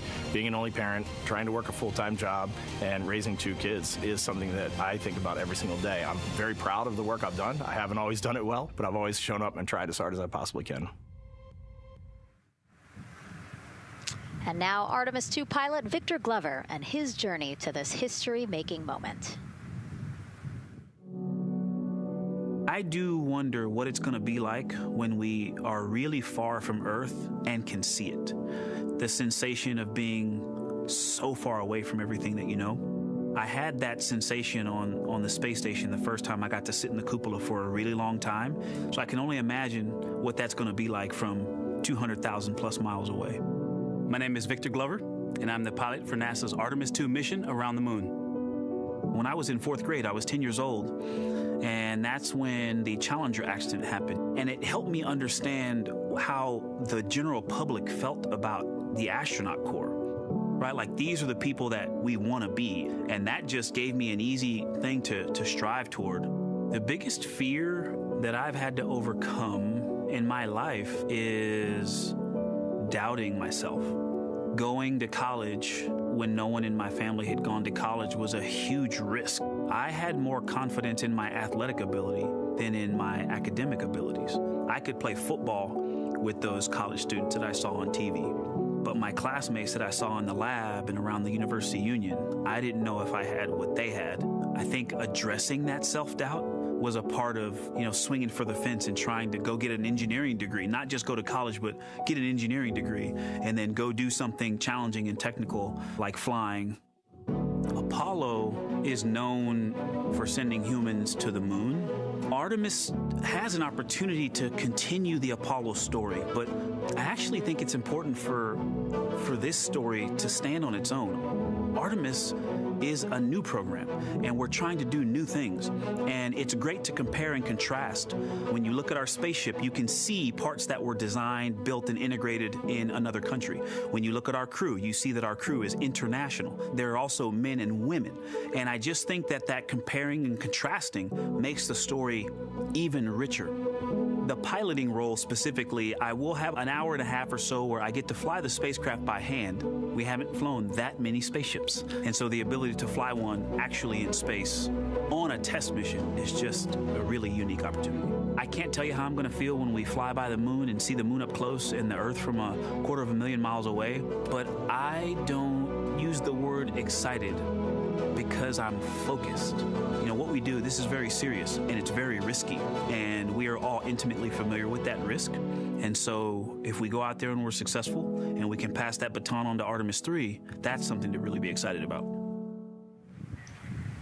Great to hear from Reed and Victor in their own words about how they feel about this mission and their role in it as the convoy turns this corner here onto the road where the vehicle assembly building is and where the group that we showed you earlier today, ready with their flags. Wow, that group has expanded exponentially. Love this. Yes, this is great. So many people. Flags, oh my gosh, I love it. Oh, this must feel so special to the crew to see all of these people here to wish them well. Yes, this is heartwarming. Look at how many people there are. Everyone is so excited about this mission. Signs, people have made signs. I feel like the Astrovan has slowed down a little bit, you know, to really take in the moment. Wow.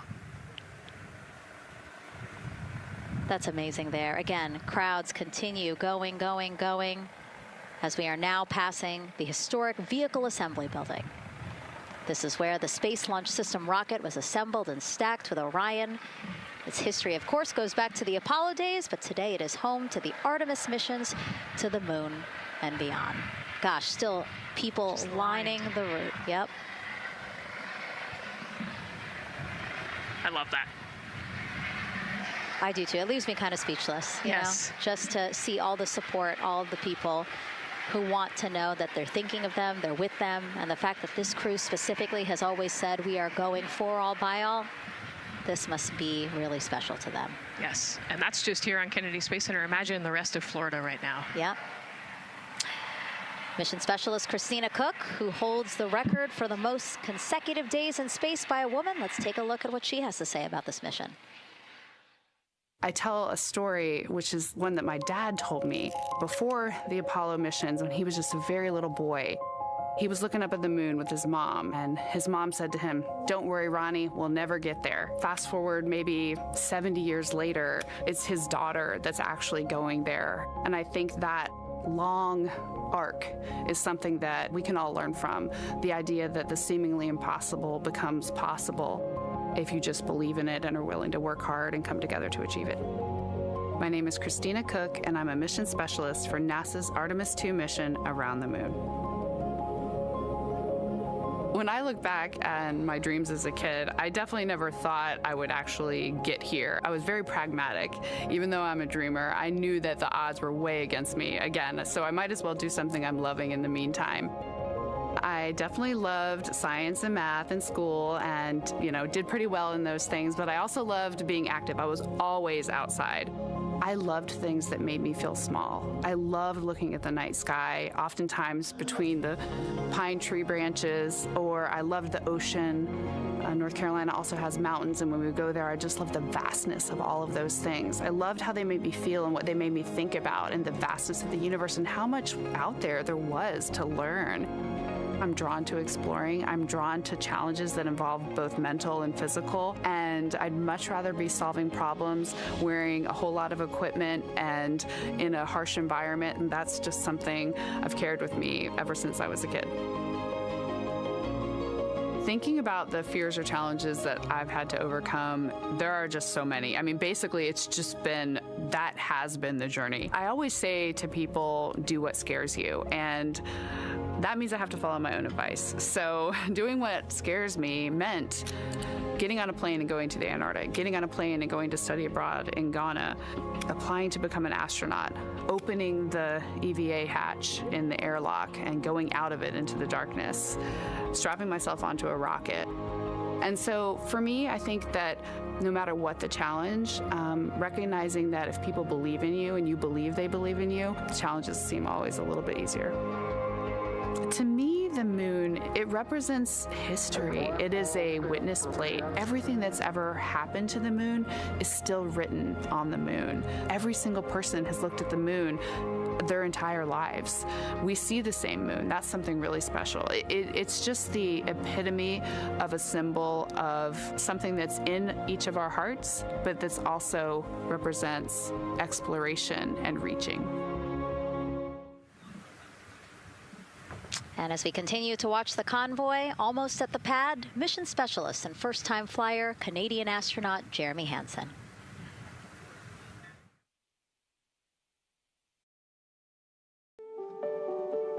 I have this very distinct memory of seeing an image of an astronaut standing on the moon. It's burnt in my brain because I went back to it so many times in my childhood, and I would look at that image, and I know it had a huge impact on me that humans had walked on the moon. My name is Colonel Jeremy Hansen. I'm an astronaut with the Canadian Space Agency, and I'm a mission specialist on NASA's Artemis II mission around the moon. My elementary school years, I grew up on a farm outside of London, Ontario. I spent as much time as I could with my dad on the farm. I learned the value of hard work, for example. If I wanted to go to work with Dad, it was going to be a long day, and I was going to have to not complain, or I wasn't going to get to go the next day. I had a treehouse. I had a vivid imagination, and I changed my treehouse into a spaceship. I made all these dials and controls. I had circuit breakers for switches that I found in the barn, and I was exploring space in my imagination. The most important thing I did to get to where I wanted to go in life, which was flying fighter jets and eventually becoming an astronaut, is I shared those desires with other people. And it turns out, just like you don't go to the moon on your own, if you could, I would have done it a long time ago in my treehouse as a kid, you have to go as a team. I think the biggest impediment to achieving my goals was, of course, myself. And I think that's a common human experience. There are many times where just little things would get in my way, and my immediate interpretation of that was, well, now that goal's out the window.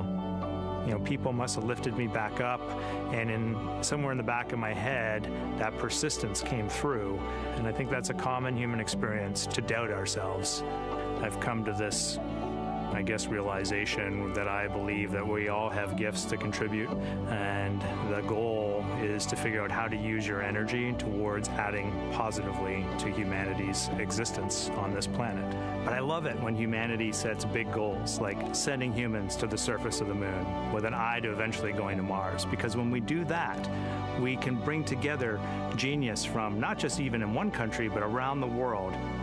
I've also learned from my indigenous mentors that they refer to the moon as Grandmother Moon. So you've probably heard of Mother Earth. They use Grandmother Moon because Grandmother Moon is responsible for the water in their community, just like the moon moves the water around the planet, affects the tides.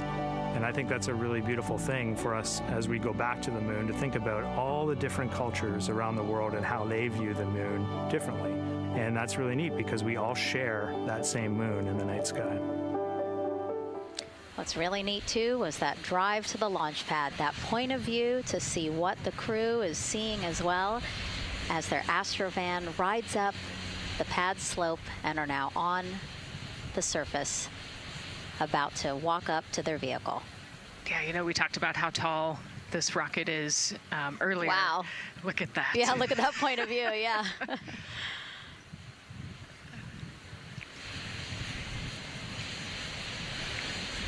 Pad 39B, another historic place here at Kennedy Space Center. Construction began in 1964, finished 3 years later.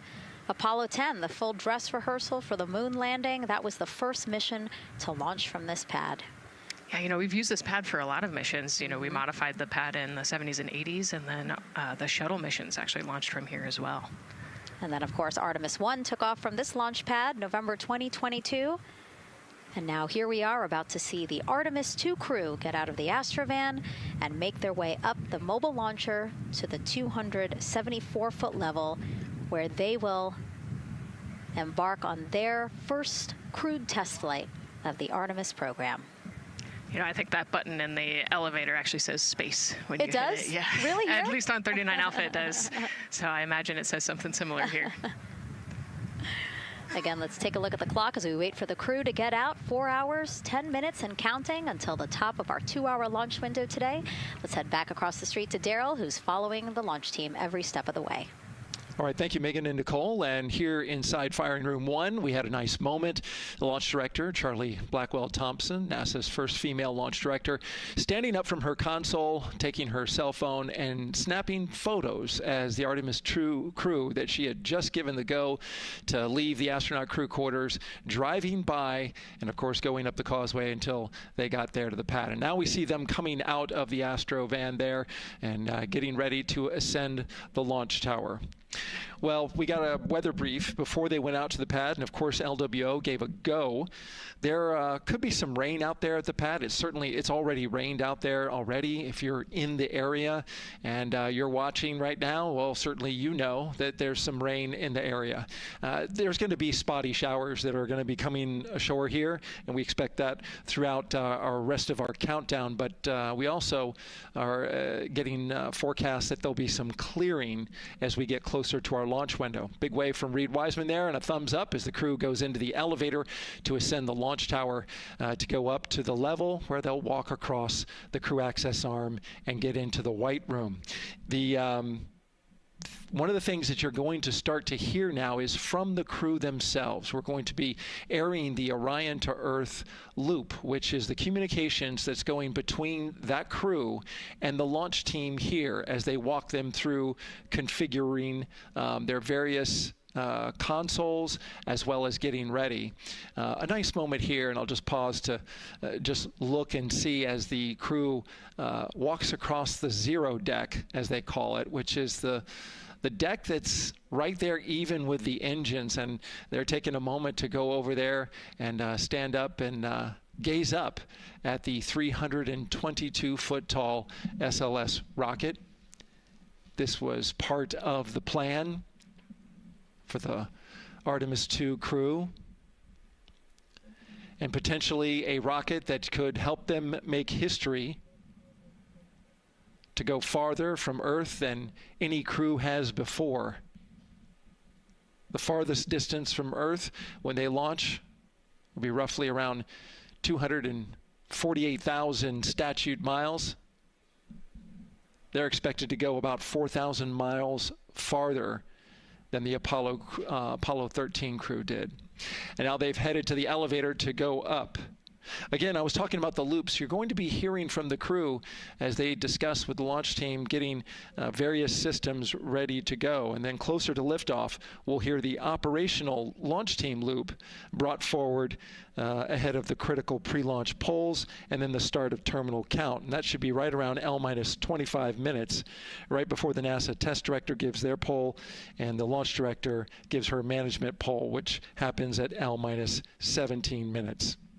Right now, a lot of focus is on, of course, the closeout crew. They've made the way for the crew to get inside the spacecraft now and walk across that crew access arm, and there they are. They have been working on a tight timeline, but they are ready to go, and they are ready to receive the crew and start putting them inside their Integrity spacecraft. That's it from the firing room. We'll send it back to Megan and Nicole. And Launch Director Charlie Blackwell-Thompson, again, we mentioned her a second ago. Her team have been training extensively for this moment since Artemis I launched in November 2022. Today, they have a message for Reed, Victor, Christina, and Jeremy.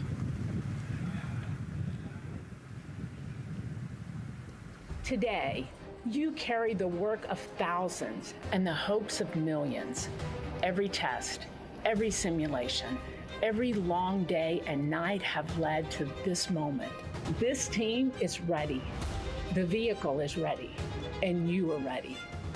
From the ground to the moon, Godspeed, Artemis II! I love that. I just love seeing all of the people who have contributed to this mission and the fact that this is what they've been working for, and now it's culminating today. Yeah, thousands of people have worked on this mission, and we saw there from the launch team, but human spaceflight is like the ultimate team sport, is what I like to say, and that's just a great example of our team wishing our astronauts good luck. That shot there that we were just looking at was aimed at the elevator doors, again, to catch the astronauts as they make their way up to the 274-foot level of the mobile launcher. The mobile launcher is the structure you see there. It is not only a way for the crew to obviously access Orion, but also provides the fuels, communications, all that to the rocket. And now we're watching the crew walk across the crew access arm, getting a beautiful view of Kennedy Space Center. From 274 feet. Woo. Nicole laughs because Nicole is also, like Reed, does not like heights. I do not like how open that crew access arm is. But Reed made it across, so that's good news. It looks like they really enjoyed it. You know, they didn't just walk straight past. Christina and Victor, we definitely saw. Some thumbs up there, looking out, yep, that crew access arm. And then Reed, he knows where that camera is. Taking the opportunity to, again, just tell folks, hey, we're doing good. Ready for it. Yeah. And it looks like they're actually probably signing their patch. Yeah, there's a wall with patches there, and so each crew signs when they get up for their launch. And so this is probably actually the first time a crew is doing this in the White Room of Launch Pad 39B. Don't quote me on that, but I think the signing started with the commercial crew program. So there's a lot of that in the White Room over at 39A. But again, this is 39B. Yep. And so now in this room here, the White Room, again, we will see the crew don or put on their communication caps again, their helmets, their gloves, and remove coverings that they had on their shoes. Yeah, so they want to protect the suits while they're walking out and up to the White Room, and now they'll finish reassembling those suits. Put the boots on, put the gloves on. You see they're working their comm caps now, and they'll work the helmets eventually as well. And so as we watch this process unfold, why don't we take a couple of questions from you guys?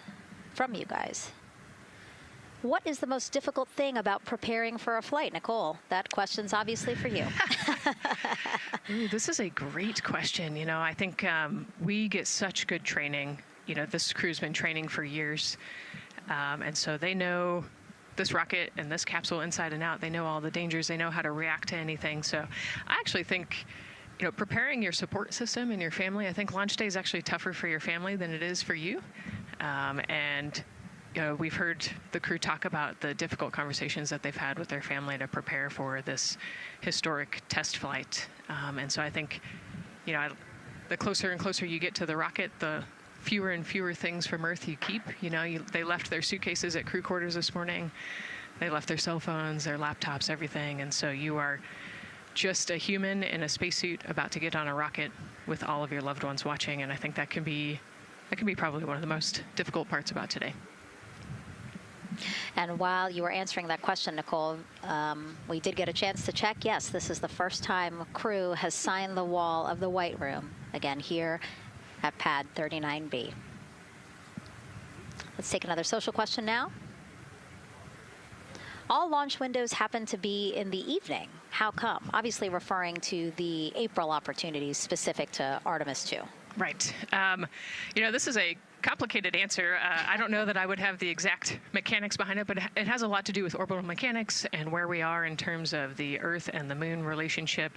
And, you know, like we said, we're trying to get on that free return trajectory. And so it has a lot to do with when we can do the perigee and apogee raised burns and the translunar injection. So there's a lot of math that goes behind these launch windows and why they shift and move and why we just so happen to be in the evening for the April launch windows. Yep. You did answer it well. All right. And before We asked you guys a question. Who would you take to the moon with you? Would that be a bestie, a pet, family member, or seasoned astronaut? Overwhelmingly seasoned astronaut. So Nicole, you and I are going to the moon. Was that your answer as well? That was totally my answer. Again, like I thought my husband would not like that answer because he'd want to come along too. But I think if asked, he would also say seasoned astronaut. So that's fair. Yeah, like we said, there's a lot of training that goes behind it. These guys can react to anything that comes their way, and so yeah, if you don't have all that training, maybe you do want someone that's a little bit more experienced. Yep. So correct answer, everyone. And now we have another question for you. What do you want to know about living in Orion? What the crew eats, how the crew sleeps, how to fly the vehicle, or how free time is spent? Another great question. Yes, I'm excited to see what they say. Yeah, so head to NASA's Instagram or Twitch accounts to vote, and we'll share the results as soon as possible.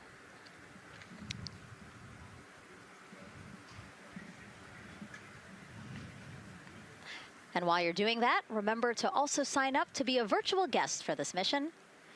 Just go to the link we'll pull up on your screen. As a virtual guest, you will get mission-specific information, notifications of any schedule changes, and curated resources straight to your inbox. You will also receive commemorative stamps for your virtual passport after launch and splashdown. Again, we really, really want you guys to engage with us, engage with this mission, come along with us for the ride. So yeah, take advantage of these opportunities to be a part of it. Yes, it's a mission for all. And so back in the suit, no, not the suit-up room, the white room. Well, they're suiting up. You can see why I might have slipped that up. So they are continuing to put on gloves. Reed and Jeremy look like they've been checked. Again, they've put on their gloves, their helmets. They've taken off those coverings on their shoes now that they're about to get into Orion. And then suit technicians are also helping Christina and Victor. And they're in this particular order, actually, because this is the order in which they're going to ingress into Orion. Again, we have Reed, Jeremy, then Victor, last Christina. Yeah, and that just has to do, like you said, with this, the seat orientation. So as the astronauts sit down and lay back in the capsule, the left side will be Reed, and then below him will be Jeremy. So that's why they're going to get in first, to create space for then Victor and Christina to get in. And let's talk a little bit now about the closeout team. We saw a few of these folks also in the suit-up room. Suit technicians were in there, again, to make sure that they get into the suits properly. And then a couple of them came out to the pad here to, again, do the same thing. Hey, are you comfortable in these suits? Is everything is as you expected? And then these folks here will help them get into Orion, buckle up. And so we were talking a little bit about their attire, specially made for what they're doing right now.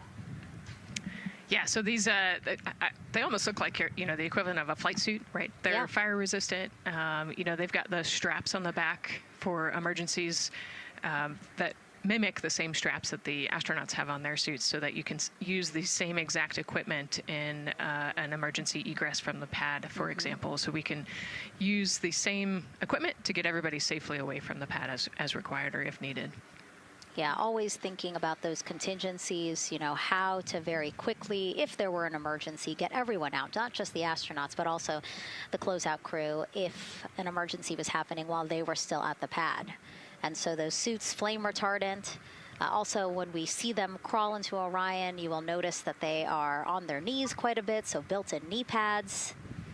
Really a thoughtful design for the purpose that they're serving today. Yeah, they're functional, which is exactly what we want, but also they're pretty classy looking, so we did a good job with the design. I was going to say, they actually look like, the outfits that car racers wear, right? Yeah. And then when I said that to the lead of the closeout crew, he's number one if we do see him, Taylor Hose, he said, well, actually, we are kind of like a pit crew, like they're very quickly moving through the operations so that not a lot of time, not more time is spent at the pad than is needed, because this is a fully fueled rocket, Nicole. Right. Yeah, we want to minimize the time that we have more humans up in the White Room, but also safely and efficiently get the astronauts ingress into the capsule. And so that's their main job. That's so yeah, I like the pit crew analogy. Works great.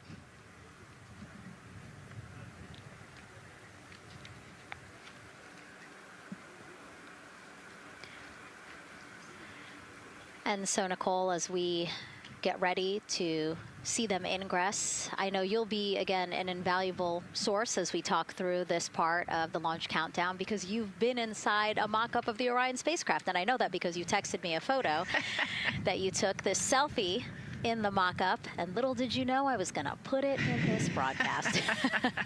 Yeah, this was actually a really wonderful opportunity. Last week, our flight control team at Johnson Space Center hosted an open house of the Orion mock-up there in the space vehicle mock-up facility. And so I got to spend some time in the capsule with some of the flight controllers who are actually sitting on console right now and talk to them about everything inside the mock-up. So you can see I've got a bump cap on. It's like a small hard hat. There are a lot of, metal corners and things, and we are still squishy humans at the end of the day. And so they want you to be careful while you're moving around in there. But I got to see, how the crew will ingress. I got to look at the umbilical and the seat straps, and I got to see, the emergency equipment and the stowage and the toilet. I got to see it all. Got to talk about everything. It was pretty cool. It was a really great time. Michael and Bruce were great with me. They answered all of my questions. Yeah, because it's really good to be able to give that perspective because, and as you guys will see, yes, we do have cameras inside Orion and we'll, of course, take you in, but it doesn't give you a true feeling or idea of how big the space is, how things are configured. Again, like when we see them go in, they're actually on their backs. Yep. So, again, it's just hard to really get a sense of the inside there, but Nicole is going to really help walk us through that.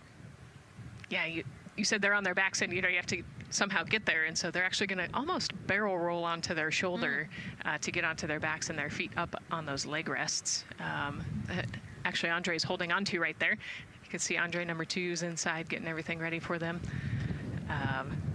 And actually, those leg rests for the pilot and commander seat will come off once they get into orbit to create some more space for them. And it looks like we're getting ready to ingress here. Yep, thumbs up from Reed.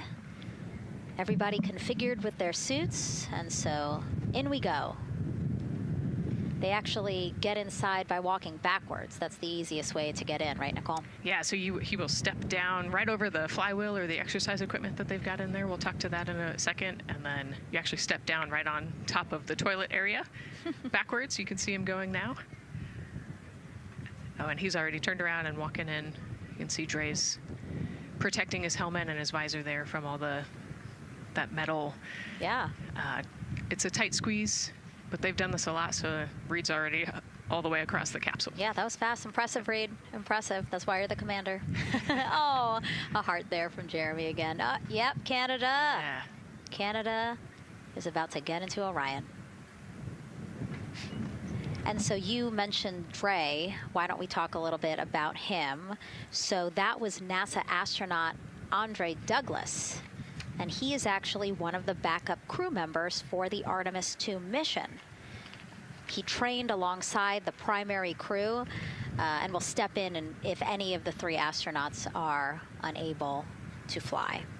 Yeah, Dre's actually a classmate of mine, so fellow Fly. Oh, yeah. Yeah, so we've worked very closely together. It's exciting to see him in this role. Yeah, Virginia native, selected as an astronaut candidate in December 2021. He completed his training in March 2024 and was subsequently named as the Artemis II backup crew member just months later in July. Before joining NASA, Andre worked at the Johns Hopkins University Applied Physics Laboratory, where he specialized in spacecraft systems engineering. His work focused on the systems that help spacecraft know where they are and how to get where they need to go. So obviously critical for missions to the moon. Yeah, he's a wicked smart guy. He's got like 15 degrees, I think, or something. Oh, my. So. And so now here we are back inside Orion, where the closeout crew, each one with either Reed or Jeremy. So it looks like Andre is with Reed, And this is a camera shot of behind Reed's head. So Reed, while Andre is buckling him in, it's a 5-point harness, Reed was configuring his control panel. Yeah, the displays. We're getting the displays ready so that they can monitor all of the systems and monitor the launch as they go. Christina there signing the wall.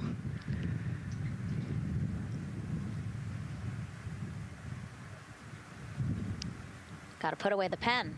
The pen could be foreign object debris or FOD, which is bad for NASA. We definitely want to make sure that we keep track of everything and we know where everything is, because the smallest thing could prevent us from launching or affect the equipment out there. Yeah, and you'll actually see that most of their tools will be tethered as well, so nothing can fall through a crack or drop.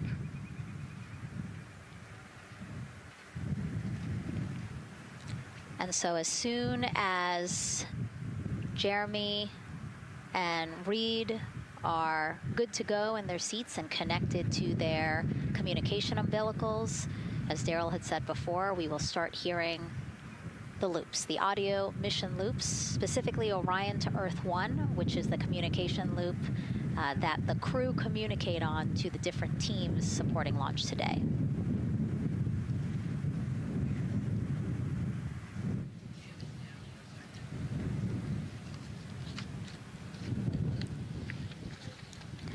And as we said when we were in suit up, after they do communication checks, again, suit leak checks to make sure that nothing went wrong between the suit up room and here, and also to specifically connect them to the Orion systems. Yes, this will be an integrated test with Orion and the suits to make sure the entire system is working and ready for flight. And so you'll notice Reed and when them to the Orion systems. Yes, this will be an integrated Orion and the suits to make sure the entire system is working and ready for flight. And so you'll notice Reed and when Victor sits down, Reed and Victor are the only ones with the display panels in front of them. Jeremy and Christina will actually share a personal computer device, and that will be on Jeremy's leg, and that's how they'll continue to follow along with telemetry and data. Yeah, it's actually pretty cool. This is one of the technology demos that we're doing, and so they're going to plug into the system, and it'll be a screen repeater on that that device for them, so that they can see what the pilot and commander are seeing. OTC ask, MS2 is online for comm checks. This is OTC. Repeat. MS2 ready for comm checks. The MS2 ready for comm checks. MS2, OTC Orion Earth 1, comm check. OTC, it's MS2. Have you loud and clear on 1. You're welcome, sir.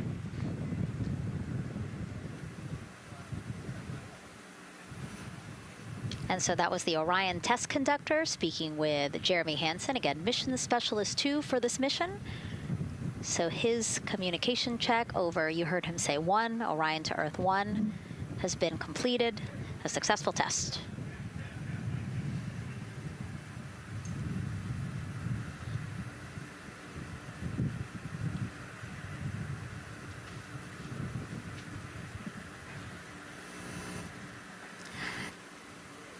The rest of the crew here waiting in the white room. Again, as Nicole was saying, a little tight there for all of those folks. So Christina and Victor will wait until Reed and Jeremy are done getting buckled in. Yeah, I think 4 astronauts and 4 suit techs would be a tight fit in that capsule. Yeah, I mean, take a look at Bill. He's number 3 there, that the suit technician there. He is kneeling where Christina will be in order to get Jeremy situated.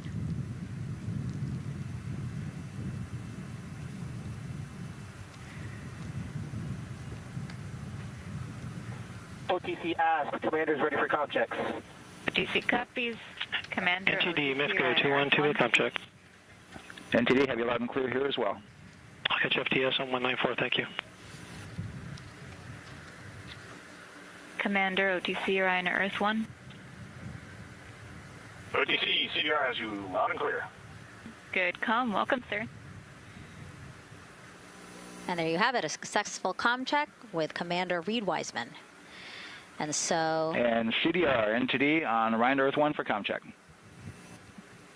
I got you on NTD. And good to have you on board. Good luck today.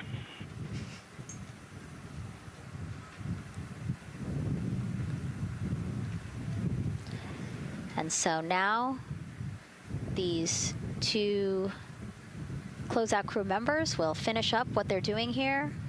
Again, Nicole, walk us through what is happening here. They're connecting umbilicals, is what we said. They're strapping them in, so they're getting their restraints connected. It's a 5-point harness with a quick release, and then they're connecting the umbilical, which has actually 4 different connections. So it's got the air in, air out, the water for cooling, and then the comm as well, the communication cable. So they're going to make sure that all of those connections are good to go, make sure the crew's receiving the cooling and the air, and then we heard the comm check as well. So they're just making sure the umbilical connection was good to go, getting them strapped in and ready, and then they will move on to Victor and Christina.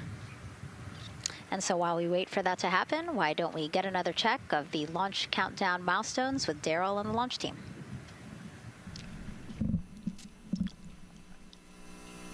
All right, welcome back into the firing room 1 here, where some of the launch team is having some pizza that was brought by the administrator. That was nice of Administrator Jared Isaacman to bring that by for the launch team to enjoy. We're L-minus 3 hours and 44 minutes and counting, as you can see the crew ingressing into the spacecraft. There are a number of things that are happening on the timeline. Of course, the closeout crew, they liken themselves to like an F1 pit crew, working quickly, methodically, carefully, as they go through their procedures to get the astronauts ingressed. Overall, there's a little bit of timeline pressure, right? There's only a certain amount of time, as you see the astronauts going into Orion, only a certain amount of time that they can spend on their backs. They will be there for a few hours, right? So we're sitting at 2:40 p.m. Eastern time, and the window opens at 6:24 p.m. Eastern time and runs until 8:24 p.m. Eastern time. So 4 or 5 hours or more on their backs, and then they'll hopefully lift off for a launch. So, of course, the crew is mindful at the time. They don't want to slip into the window if they don't have to. And so they're keeping a tight lock on the margin, the amount of time that they're working there. And there's a heart from Christina Cook. Great to see that as she gets ready to get into the Orion spacecraft, one that they named Integrity. It certainly fits this crew from what I've observed. Now, right now, the rocket's tanks, they're in what's called replenish mode. So another factor for this closeout crew is, and the crew themselves, this is a fully tanked, almost ready to go rocket. It's got all the propellant it needs to go to the moon. It's just a matter of getting the astronauts in, getting them configured, and getting all the systems, the high energy systems, bringing them all online in order to launch this rocket. As they sit there, there is propellant boil off that's happening. All tanks are at 100%, but the propellant, which is liquid oxygen and liquid hydrogen, those two propellants are minus 423 for hydrogen and minus 297 for the liquid oxygen. They are boiling right now. They've been boiling the entire time they've been in the tank. And that is vented out, as you can see. When we look to a wider shot of the rocket, you can see the venting and the little wisp of clouds that are coming out from the top of the rocket and the middle part of the rocket. And that is because just like you boil water on your stove, those propellants are boiling. Of course, their boiling point is much lower than water, and so it doesn't take much for them to boil. But just as if you were to leave your pot of water on the stove and just leave it there, what would happen? Well, it would completely boil off, and all the water would be gone. Basically turned into water vapor inside your house. Well, it's the same case here. So we are continually replenishing the rocket with propellant, liquid hydrogen and oxygen, running from those propellant lines that you see there going into the rocket. So that continues to go well. Overall look from the launch team here, this has been a very smooth countdown so far. The cryo tanking went exceptionally well, and the launch team is really in a good mood right now. Cautiously optimistic, understanding that with a system this complex, you can have something unexpected happen. But to this point, the firing room is really encouraged by what they've seen so far, and are especially excited to see these astronauts getting inside the spacecraft. L-minus 3 hours and 40 minutes and counting until we open up that window for launch. For now, we'll send it back to Megan and Nicole. Thank you, Daryl. And, you know, he mentioned that the crew decided to name Orion Integrity, and it was not something they came to easily. You know, they really wanted to put in a lot of thought, and what they came down to is integrity is a value that NASA embodies, and also individually they felt like integrity is something that speaks powerfully to them. Yeah, and I think the other part of integrity, you know, it just represents the humility and the professionalism behind the entire team that built this rocket and got us here today. And so it's a fitting name for this capsule. Yeah, like I said, I think the crew said it took them a little bit to decide on what they wanted, but I think they made the perfect choice. I agree. And so as the countdown to launch continues, we are reminded that this is an agency-wide effort to make today's launch attempt possible. We invited people across our NASA family to wish our crew a safe journey. Go Team Artemis! Go Team Artemis! 3, 2, 1, blast off! Have a great flight. Godspeed. We'll get you around the moon and home. If I had a message for the crew, be safe, to have fun, to remember that we're all down here rooting for them. I want to wish my friend and former student, Victor Glover, and the entire Artemis team best wishes and a successful flight. Have fun. Take some really cool pictures. Can't wait to see you when you get back. From the Earth to Sky team connecting NASA science to public lands, go Artemis. We will see you in the Pacific, and you can count on us being there.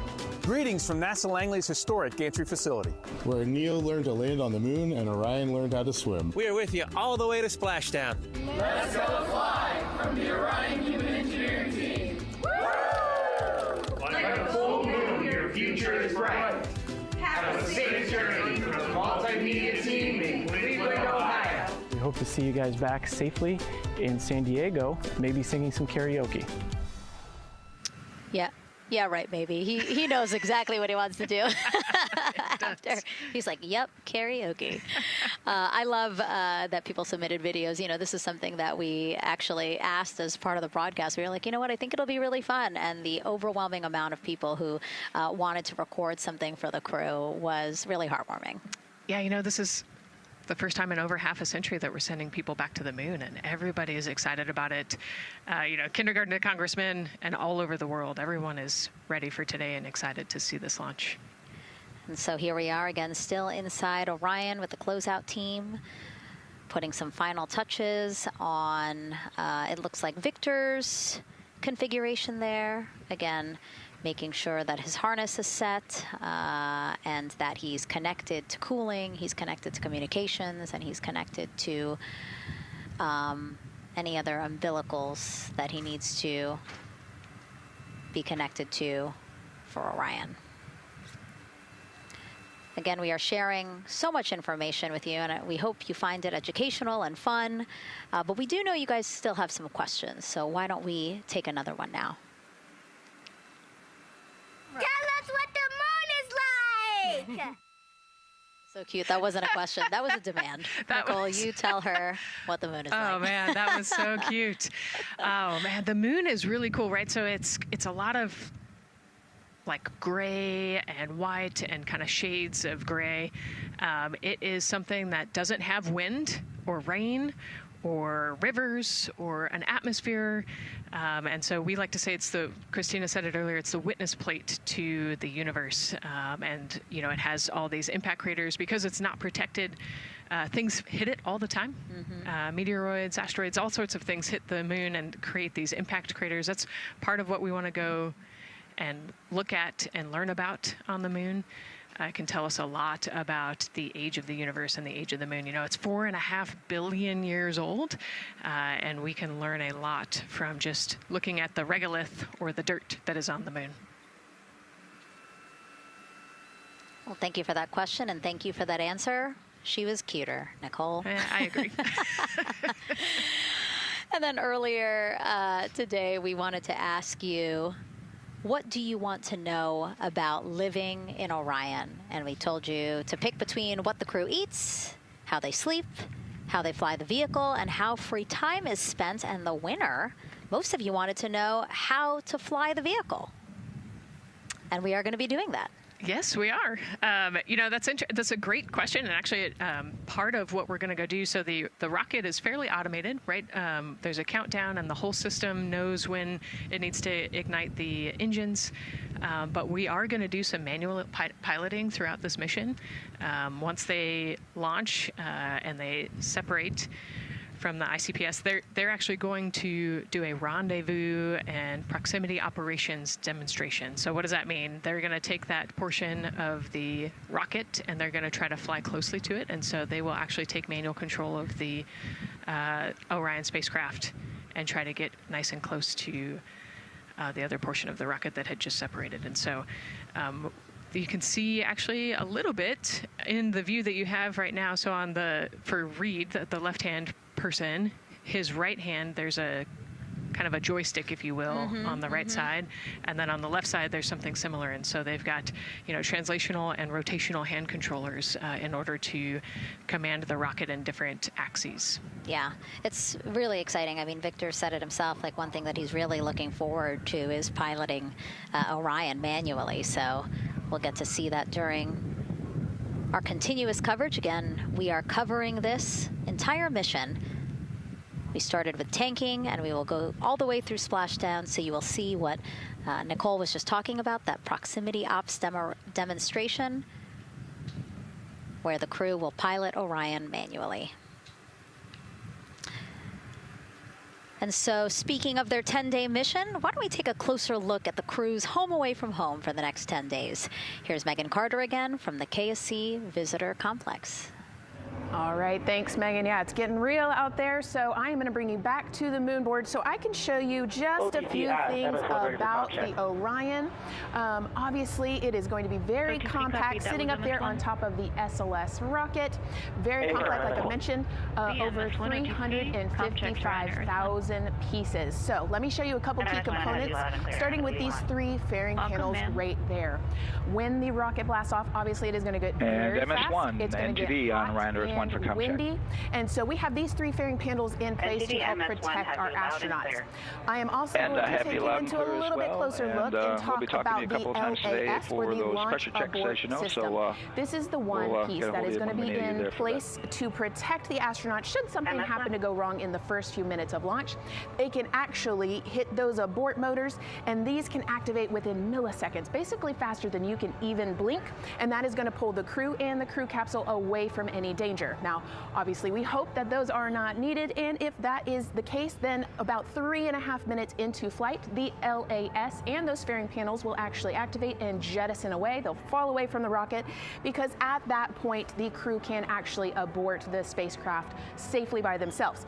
Now, we've talked a lot about the crew capsule right here. This is where they are going to spend the duration of their flight. We're going to talk a lot more about that one in just a little bit, but for now, let me jump down here to the service module. This is the one, we're going to think of this as the powerhouse for the spacecraft. It's pretty much going to provide them with almost everything that they need for the entire mission. Temperature control, removing the carbon dioxide, providing them with oxygen, so much more. You can also do course corrections and things like that. So super quick breakdown, but as you can see, all of these components together are going to make the spacecraft one that is built not just to fly, but to protect, sustain, and bring those astronauts home. All right, lots more to come, but let's see where we are with the crew. Back over to you, Megan. Hey, thanks so much, Megan. A lot of useful information there. And we did want to point out that you did hear over and the... PLT, NTD on Orion to Earth 1 for ComCheck. NTD PLT, I have you loud and clear on OE1.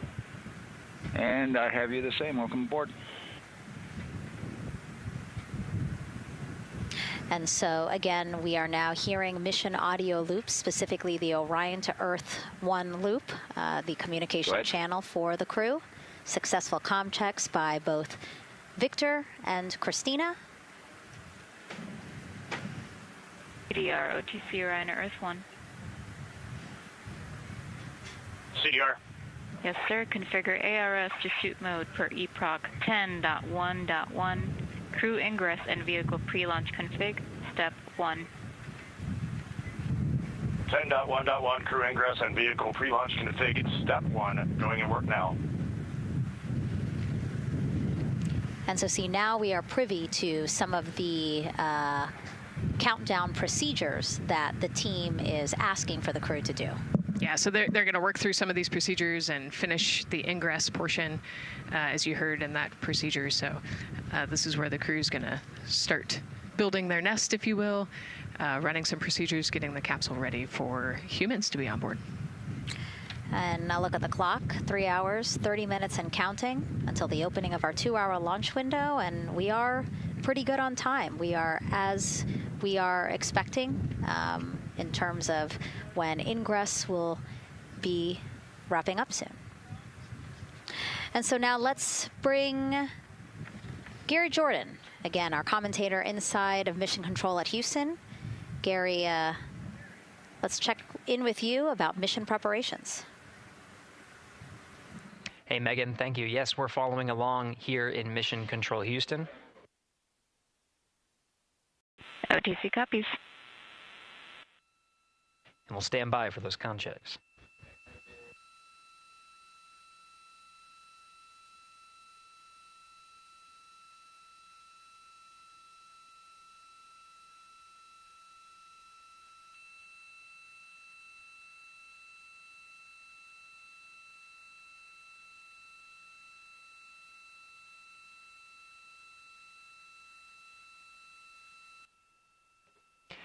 And again, we're waiting for those comm checks.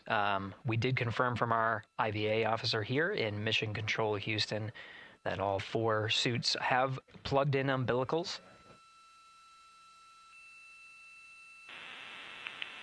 And CDR, NTD. Go ahead, NTD. Yeah, Reed, we're ready to proceed with the voice checks if you and everyone else is.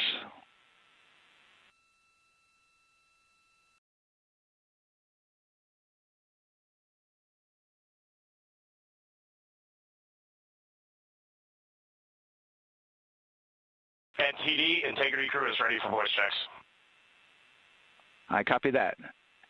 And integrity for the entire crew, ComCheck on Orion to Earth 1. CDR. PLT. MS1. MS2. Good ComCheck by all. NTD moving to Orion to Earth 2.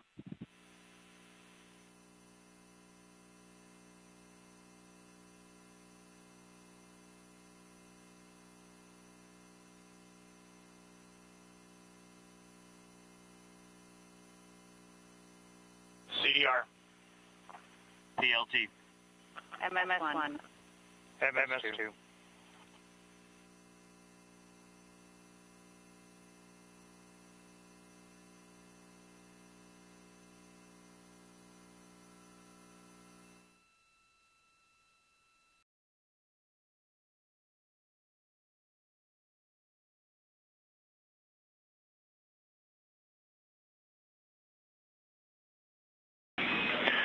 Integrity Houston on Orion to Earth 1. Voice check for the entire crew. CDR. PLT. MS1. MS2. Houston has all 4 crew loud and clear on OE1. Stand by for 2.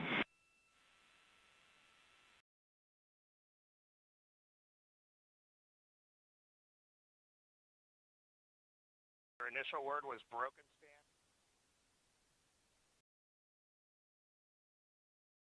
MS1. MS2. Four crew, loud and clear on OE2. We'll use one for the default. Houston out.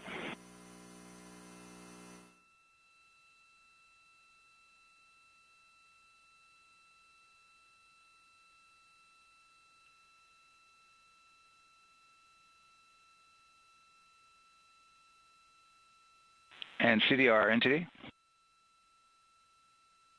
CDR. Yeah, we're going to go ahead and we're going to clear a couple of those messages on your screen here. Just want to give you a heads up that you'll see that. Copy all.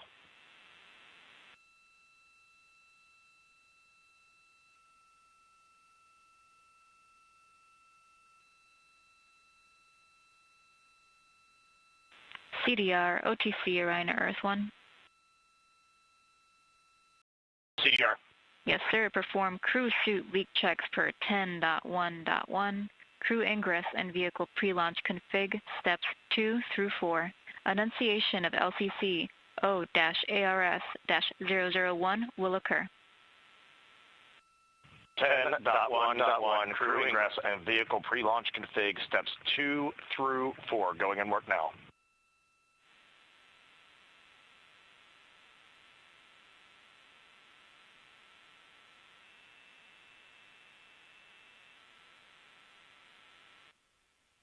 This is Mission Control Houston. We are following along as the 4 crew members of Artemis II work through their voice checks, then the umbilical connections and various pathways to get communications from all of the... refresh on your screen.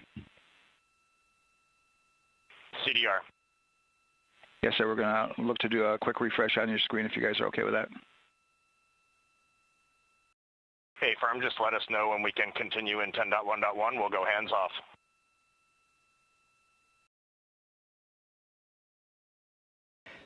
10.1.1 referring to the procedures that they have through the various phases of ingress and some of the checkouts needed to prepare for today's launch. Here in Mission Control Houston, the IVA, or Intravehicular Activity Officer, will be confirming the leak check status and watching as the suits pressurize to once again confirm that the suits are in a good configuration ahead of launch. Of course, for the teams here in Houston, launch is just the beginning. The first flight day is jam-packed with activities. Shortly after main engine cutoff, Integrity will enter into a coast phase while still attached to the in-rim cryogenic propulsion stage, or ICPS, and prepare to deploy the solar arrays. With power being generated, Integrity prepares... Go ahead, NTD. With that refresh, and you got to go to proceed with your 10.1.1. Picking up 10.1.1, step 2.3 through 4.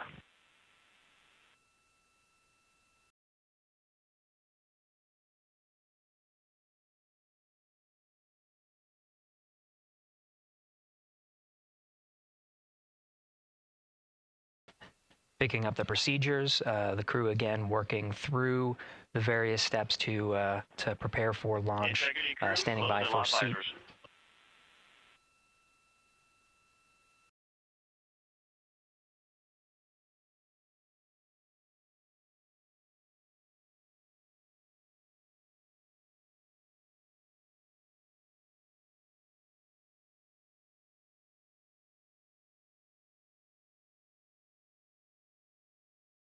This is Mission Control Houston. With visors closed, the pressurization tests can commence.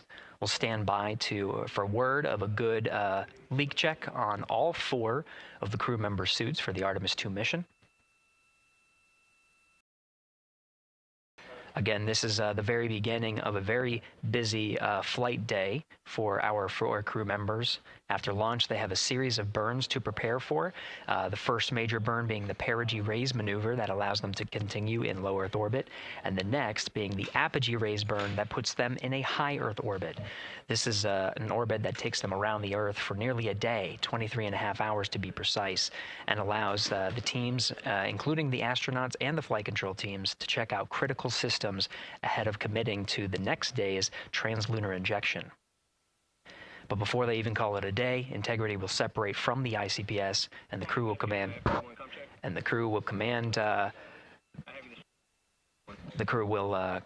the Orion capsule to separate from the ICPS and turn around and approach the upper stage, but not dock. This is to test Orion's in-space maneuvering capabilities and provide further confidence in docking to another lunar space vehicle like the Human Landing System that will be part of the Artemis II mission ahead of future moon landings.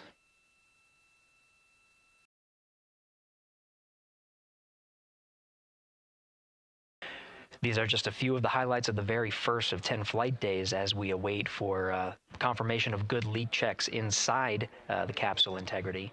And there's a lot more to this mission. A reminder that this is, of course, a test flight. The purpose here is to demonstrate procedures, systems, and life inside Orion on a mission around the moon for the first time, and give further confidence in the capabilities that are charting a return to the lunar surface.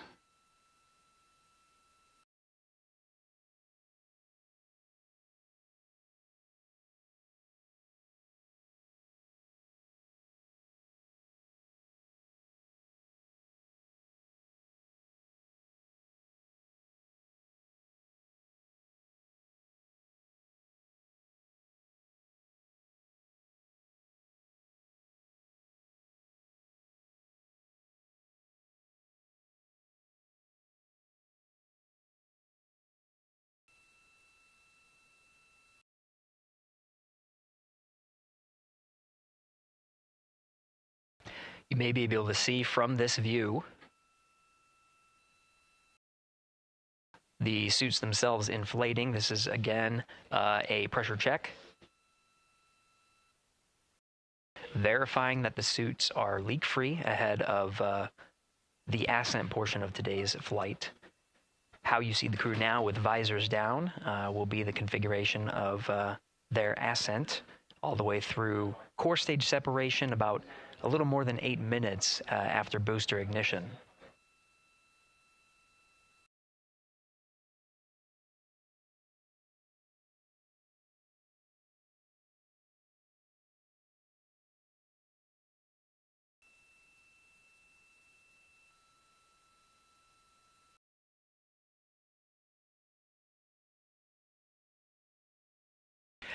All right, here in Mission Control Houston, we are continuing to follow along, standing by for confirmation of good leak checks. In the meantime, there are no showstoppers here in Mission Control Houston, and we continue to monitor the countdown to launch. Megan, we'll send it back to you over at the Space Coast. Hey, Gary, thank you so much. Yeah, as we wait for confirmation of a successful leak check for all 4 astronauts, why don't we go back to Daryl, again, who has been following along with the launch countdown as we inch closer to the opening of our 2-hour launch window. All right, thank you, Megan. And yes, getting some good communication. It's great to hear from the crew inside, even though it is as simple as a comm check. It's really good to hear their voices as they move through those various comm checks and then get ready for their suit leak checks. Fantastic views inside Orion that you're looking at now. Give you an update on the weather outside. We're still 80% go for our 2-hour launch window, which starts at 6:24 p.m. Eastern Time and closes at 8:24 p.m. Eastern Time. That's the good news. The bad news is that we've got some rain showers that are starting to head in. Looks like it may miss the pad. It wouldn't matter if it rained on it or not, though. It's received some rain earlier today. Water isn't going to hurt anything out there at this point. But the rest of the area might be getting a little bit wet, which may include the hostess, so keep an eye out for that.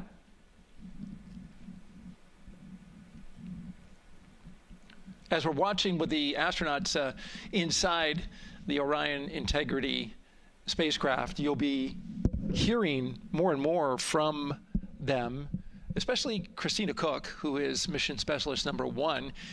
She not only is going to be making history. All crew, visors open, suit loop leak check complete. OTC. Okay, there you heard the suit leak check complete. They checked those suits for leaks in the astronaut crew quarters. They check them again inside the spacecraft. As you can see, the closeout crew, our astronaut support person moving around, turned off the camera, and so now we're looking from outside the Orion spacecraft, looking towards, oh no, let's see, get oriented here. Well, there we go. Back inside, we've got the view. But basically what I was saying about Christina Cook is that she will have the role of reading. CM is ready for closeout, performing video sweep using drag-on camera. OT.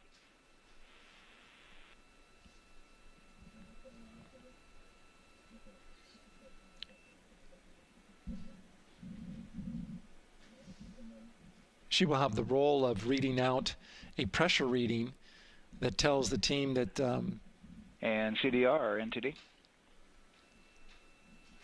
Go ahead, NTD.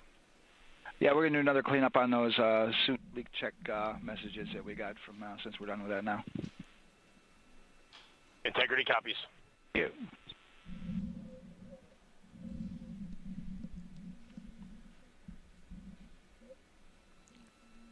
And that's communication going between Orion Commander Reed Wiseman and NASA Test Director Jeff Spaulding.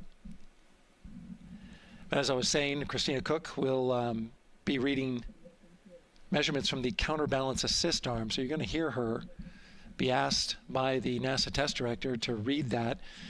That CBA, counterbalance assist arm, it's mechanically latched by the closeout crew using tools, but there's a hydraulic assist. It's pneumatically opened and closed, rather, with a pressure assist that helps open it up. Not only that hatch, but also the last hatch. There's 2 hatches there that we'll see that will be closed. But this is in case of an emergency out there at the pad. If the crew, for some reason, needed to exit quickly, then they would exit the spacecraft by pulling that lever, which would open both hatches. Those hatches are heavy. The Orion hatch is hundreds of pounds. HHP cameras 1 and 2, both set to record. OTC copies.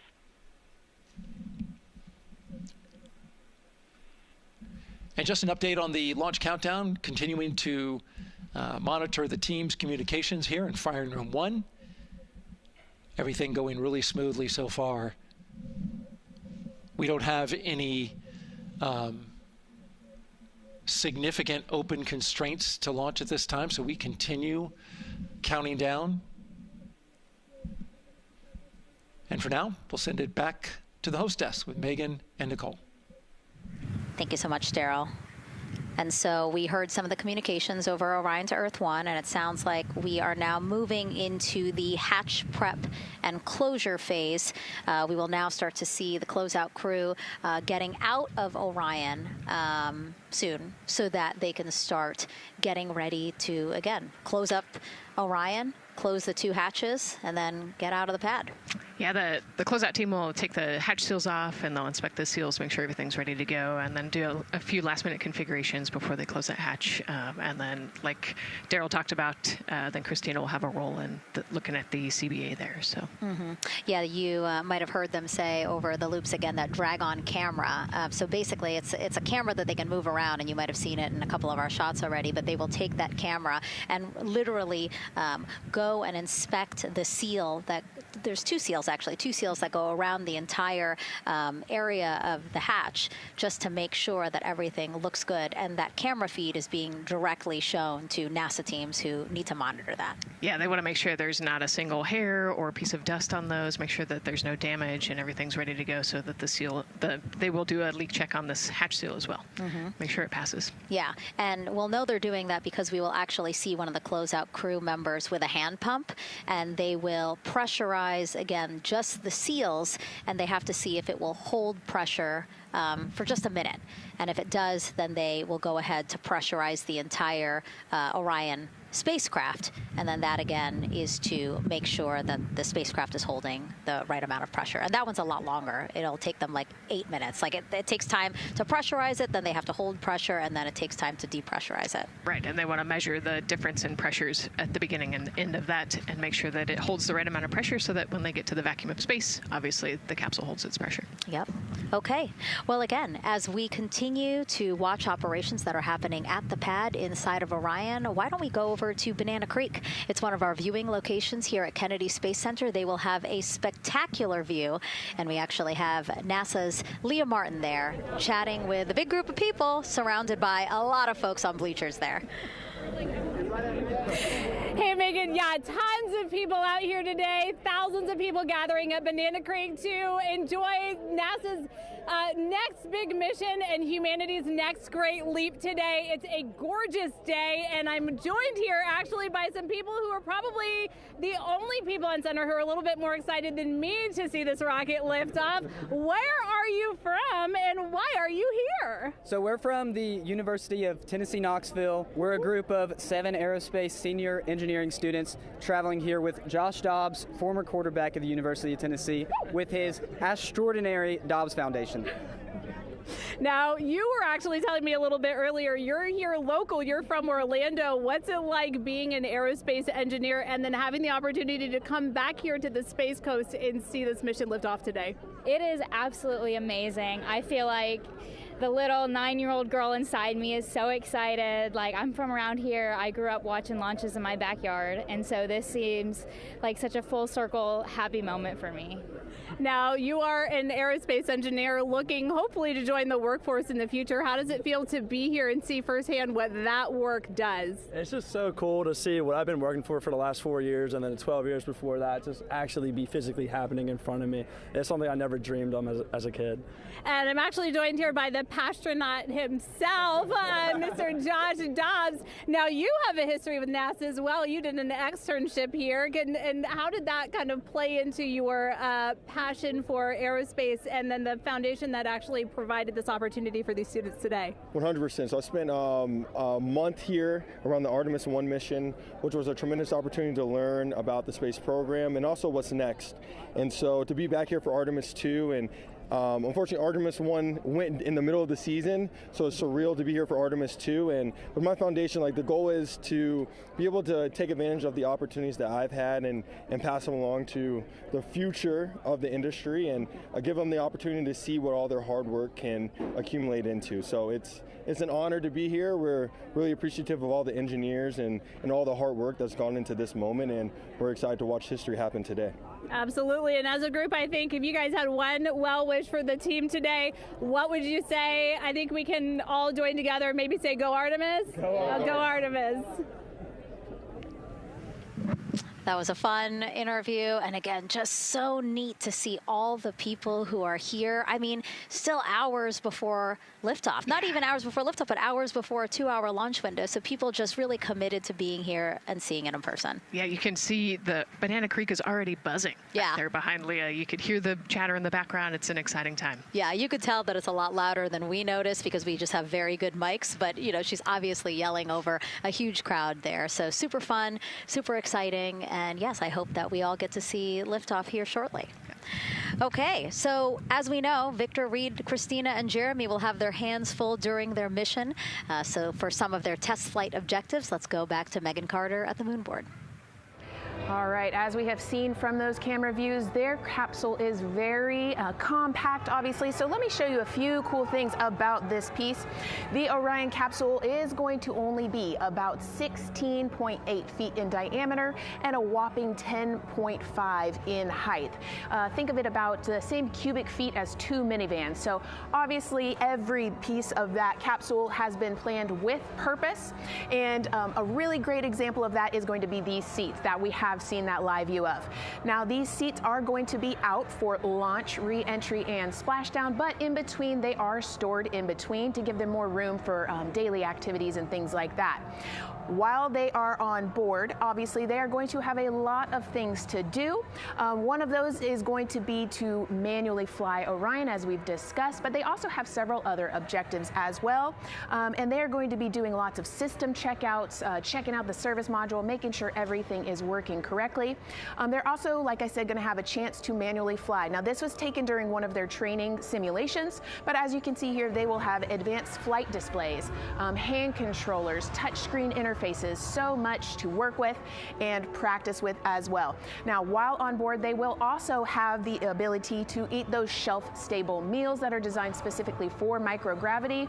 I think I saw somewhere that one of their meals is going to be mac and cheese and brisket, so that makes the Southern me very happy. All right, but they are going to have also some time to look at some things like power and propulsion. They will have 3 key propulsion systems that are going to help power Orion as well. And speaking of power, I want to bring you back to the service module real quick because I wanted to point out these 4 solar panels.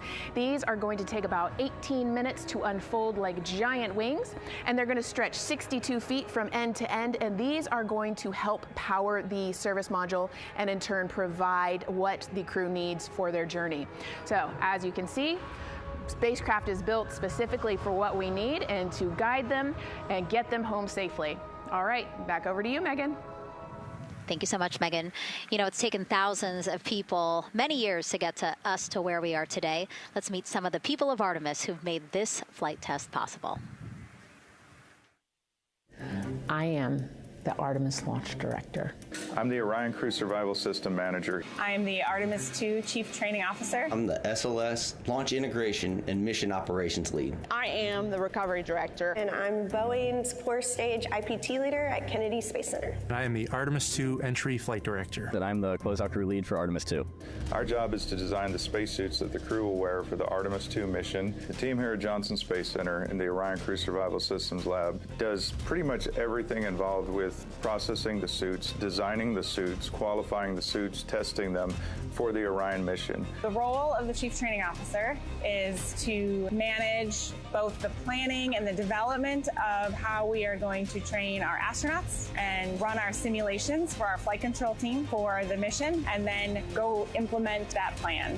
Recovery team is responsible for 3 things. So recovery is what we call our nominal recovery situation, where we go recover the crew and the capsule at their designated landing site. Rescue is in case we do need to rescue the crew or they landed somewhere else that we did not plan. And then the retrieval is us getting the capsule if they did land somewhere where we did not expect them to.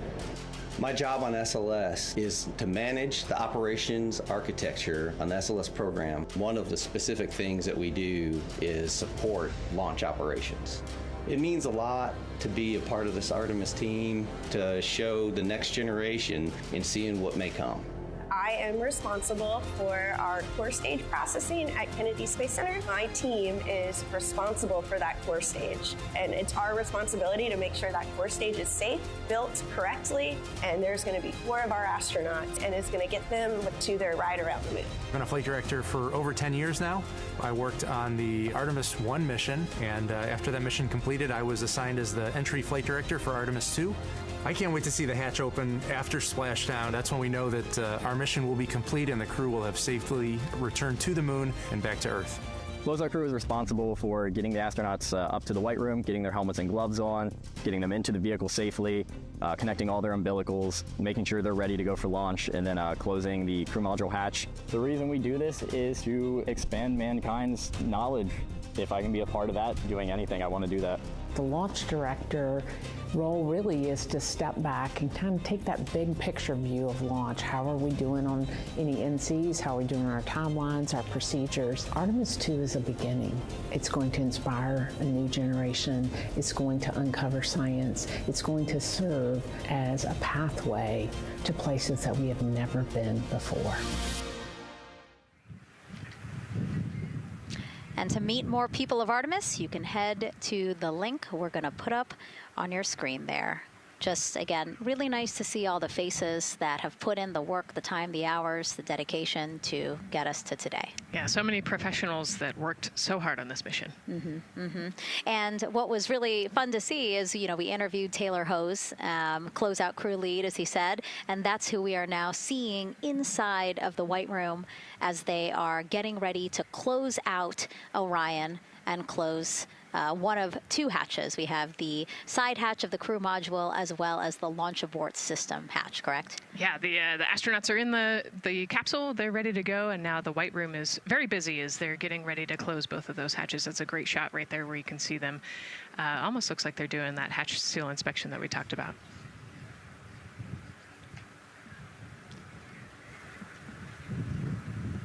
And so, Nicole, as we continue to see them get ready to close that smaller hatch, again, the crew module side hatch, let's take some questions now. Sounds good. A lot has changed since Apollo, and I have a few questions about what's next. What part of the moon are we exploring through Artemis, and what are some of the key points that NASA needs to consider when planning missions like this? Were you expecting to see Scarlett Johansson? I think that took you. Yeah, I mean, took you aback. We've talked about this, but everybody has an interest in this mission. You know, it's humanity trying to explore and go back to the moon. And I love this question. You know, what part of the moon are we going to? You know, eventually we want to get to the polar regions, the South Pole specifically. We think that there are volatiles there, so water ice, something that can be harnessed as a resource as we create the permanent base on the moon and then try to get onto Mars.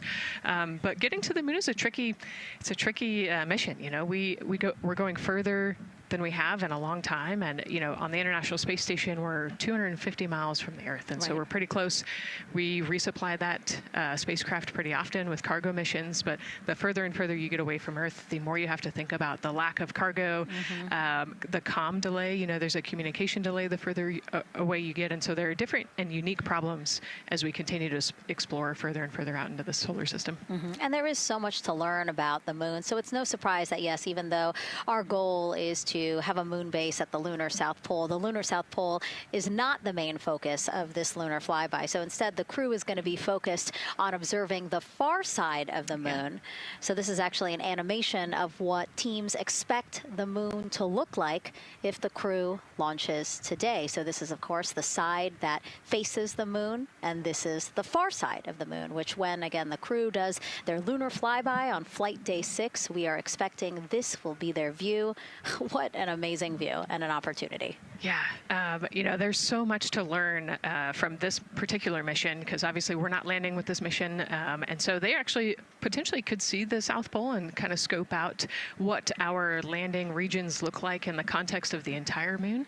But also they're going to see parts of the lunar surface that have never been seen before by the human eye. And so they're going to take these detailed notes. They're going to record themselves talking about what they see. You know, we do a ton of geology training as astronauts, especially this Artemis II crew. They did a ton of geology training working with scientists to learn how to pick out the unique portions that we want to go study. You know, what is the context of the moon? What parts of the moon look interesting and look different? You know, the impact craters that we talked about earlier. So really trying to take all the pictures, take all the observations, write down, talk about their observations, and record as much data as we possibly can for the researchers back here on Earth. Yeah, it's so important to, yes, we're all talking about what they hope to do during this 10-day mission, but you really do have to think about all the training that goes into this. I mean, you have 4 crew members who won't, you know, have the support the way that they've been having the support. I mean, they'll be talking through communications, but you know what I mean? It's just them and the moon, right? So they need to be fully aware and equipped with everything that they'll need to do to be able to accomplish the objectives that we hope to accomplish during this mission. Right, and their specific flyby around the moon, you know, the lighting will be different and the path will be different depending on when we launch. If we launch today, it would be different from tomorrow. And so, you know, they actually had to learn the geography of the moon so that they can orient themselves when they're on the backside of the moon, because they're not going to have communication. You know, they're just going to have a, I think, 45+ minute comm blackout while they're while they're on the far side of the moon. And so they themselves have to know what things look like on the moon, how to orient themselves, and how to get the data that we're looking for. Yeah, really ambitious mission. Excited to be here at the start of it. All right, so another check of the clock, 2 hours, 57 minutes and counting to the opening of our 2-hour launch window for Artemis II. This pivotal test flight comes 250 years after America began its journey as a nation. As we celebrate that milestone, a special live performance now of our national anthem by singer Ann Wilson.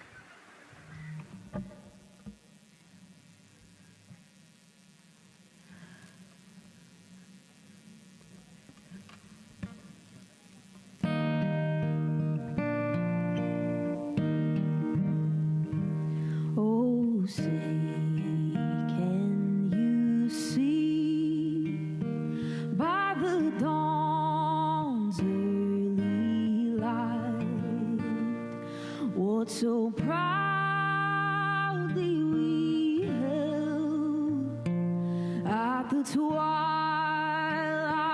last gleaming, whose broad stripes and bright stars through the perilous fight, o'er the ramparts we watched, were so gallantly streaming, and the rocket's red glare, the bombs bursting in air, gave proof through the night that our flag was still there. Oh, say does that star-spangled banner yet wave o'er the land of the free and the home of the brave?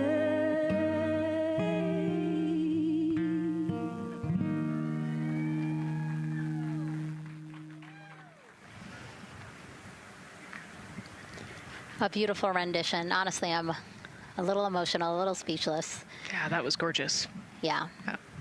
I mean, again, we are a nation of explorers, a nation of curious minds, and to see us again 250 years after our Declaration of Independence was signed to when we are trying to return to the moon for the first time in more than 50 years, really powerful. Yeah, leading the way back to the moon. It's exciting. Mm-hmm.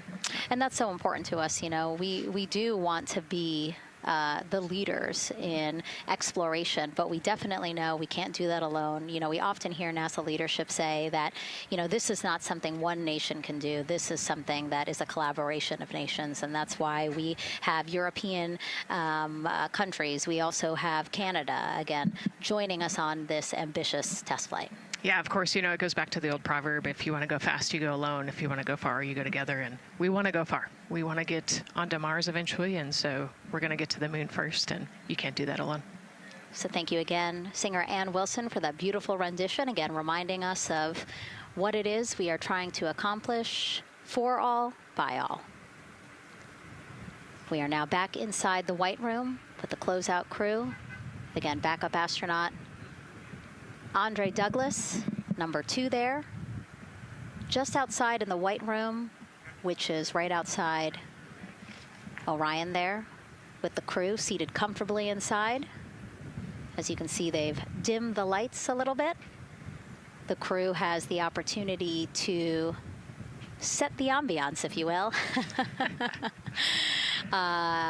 They were given the opportunity to adjust the lighting as they see fit, again, just so that they can get comfortable. It's kind of like when we are on a plane and you get the opportunity to... Sure, yeah, you don't want the bright lights in your eyes. Also, you want to be able to see the screens well, or see the, you know, the tablet on Jeremy's knee well, so they're going to adjust the lighting to what makes sense for the mission. And we saw in that very quick shot there, our best camera view of the 2 hatches is actually that drag-on camera, like we were saying, that kind of moves around. So sometimes it's hard to show that. So there you have it. You can see that the closeout crew has closed the side hatch. And so right now, that's a panel that they have to close out in order to then close the next hatch, which is the launch abort system hatch. And so, Nicole, can you just quickly, again, talk to people about the two hatches, again, crew module first, and then the launch abort system hatch? Yeah, so the crew module hatch is the one they're working on right now. They just got closed. You can see he's torquing those bolts down. And that is the hatch that completes the Orion capsule. And then you have the launch abort system, which actually is kind of almost a shell that goes around the capsule and holds onto the capsule during launch. And it has its own separate engines that can pull the capsule away from the rocket safely in the case of an off-nominal data point. So it's actually looking at roll rates and attitude and thrust and all sorts of different data in order to make sure the launch is safe. And if it's not, then the launch abort system will pull the crew module away and get them into a splashdown zone safely.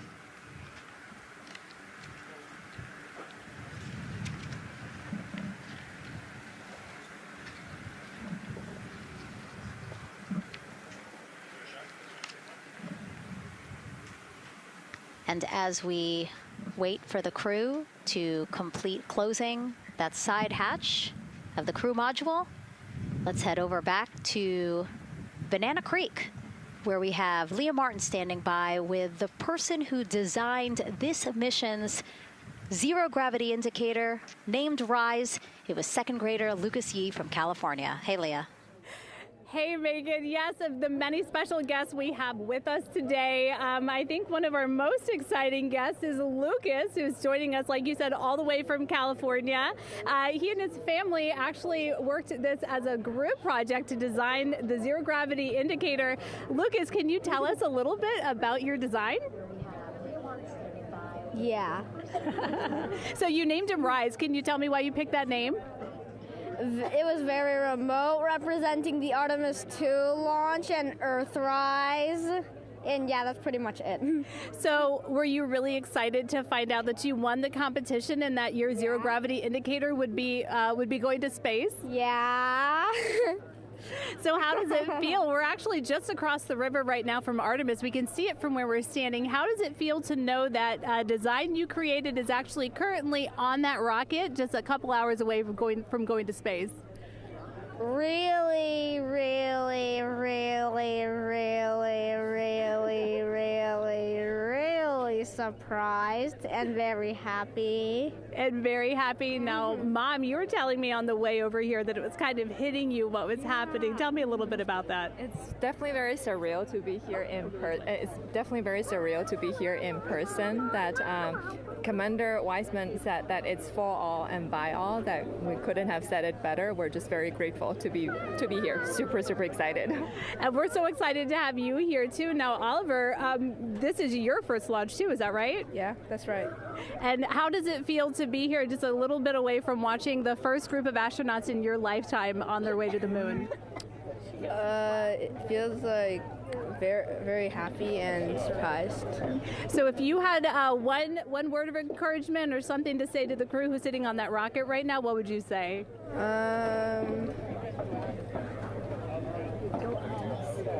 What? Go Artemis. Go Artemis.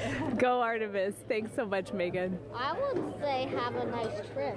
Yeah. You would say have a nice trip? I did hear that answer. I would say have a nice trip. You know, Leah, that was a hard question. You know, it's really hard to come up with the spot what to say to the crew who's about to make history today. Yeah. And so the Artemis II crew, again, ZGI, zero gravity indicator. It's a plushie, a soft toy that is brought in to the spacecraft with astronauts so that it can be a visual indicator for when we have reached the weightlessness of space, right? Yeah, you saw a little replica there that Lucas had, and then in some of the views in the cabin view, you could see it swinging and hanging earlier. So I think actually Jenny was the one who installed it into the capsule. Oh, really? Yesterday, yeah. So. Oh, we have to unpack a lot here. We got to talk about Jenny, who we will get to here in a second. But then, yes, we will also go back into the capsule so that we can show you where the ZGI is now. But the ZGI was chosen by the crew after a contest where the crew asked for submissions. They got submissions from around the world to, again, design their ZGI that is going with them to the moon. It's kind of like any other road trip. You need clothes, food, a map, your favorite toy. Really. Except this toy has a job to do up there because this is a zero-gravity indicator. While not a scientific instrument, this safe and soft object tells the strapped-in astronauts that they've reached weightlessness. For Artemis II, the crew wanted a one-of-a-kind ZGI, so we asked you to come up with it.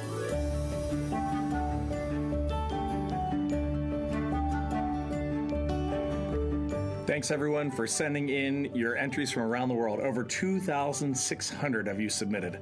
And we loved seeing all of your contributions. It was a really difficult decision because each design had a unique quality that stood out to our crew.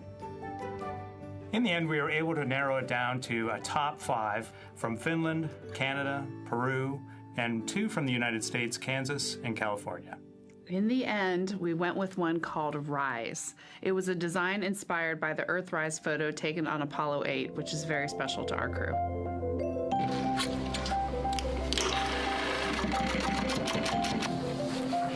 With the winner chosen, next came the task of bringing it to life here in the Thermal Blanket Lab at NASA's Goddard Space Flight Center. This lab specializes in custom materials to protect sensitive spacecraft equipment and is perfect for creating a ZGI that meets the rigorous safety standards of NASA. Because you have to be concerned with whether the thread's going to outgas or if it will hold up, if it's flame retardant. This is the Rise ZGI doll. All I have left to do is to close the opening here and hand sew the hat on, make sure its stuffing is stuffed in there, and we have our pocket here for the SD card.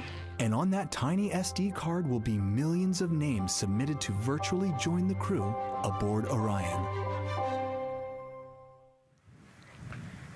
Got Rise. Not the real one, obviously, but this is a replica. I mean, so clever for Lucas and his family to design.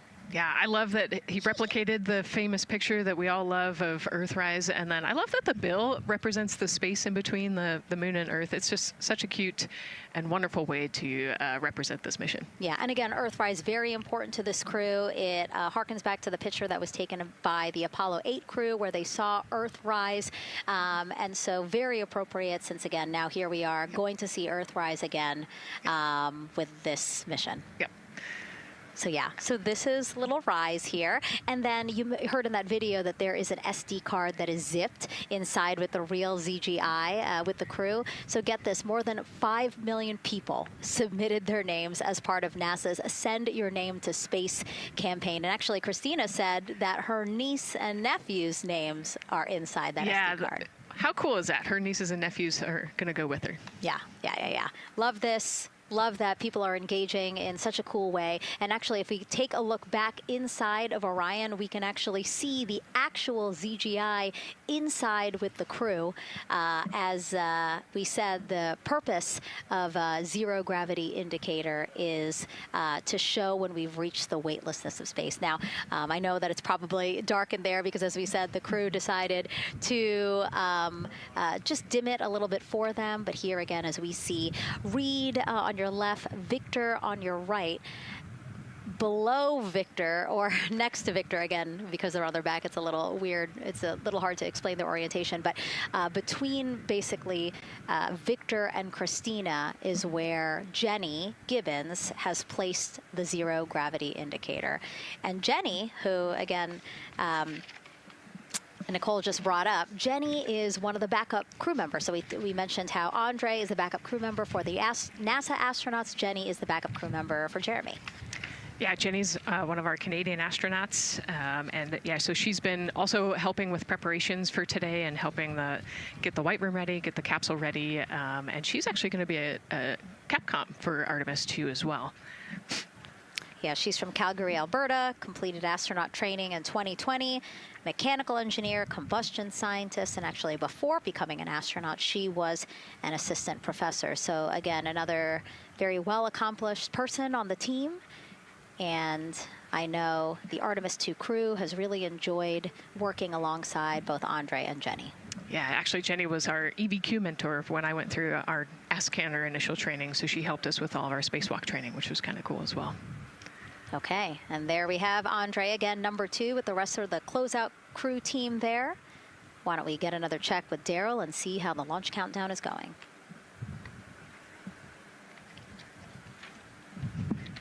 Still going quite smoothly here from firing room 1 here at the Kennedy Space Center. Launch team working no major constraints to launch, which is great news. We did get an update on a weather balloon that the launch weather officer and his team released. This is an important weather balloon released at right around the 3-hour mark. And what it told us is that winds are around 10 to 11 knots in the upper parts of the atmosphere. That's important information for the launch abort system. Should the astronauts need the LAS, this would, of course, pull the Orion spacecraft off the top of the rocket in case there were an emergency, and then take them offshore to a water landing in the Atlantic Ocean. And so the winds are pushing onshore. And because they're pushing onshore, the launch weather officer is keeping a close eye on the strength of those winds, because if the Orion were to come off the top, and it's powered by 3 rocket motors which can propel it or pull it especially fast off the top of the rocket, it would go up into the air thousands of feet and then splash down in the water. And if you've got wind pushing against it, you don't want that spacecraft to come back and land on land. So they're watching that very closely because of the onshore flow. That onshore flow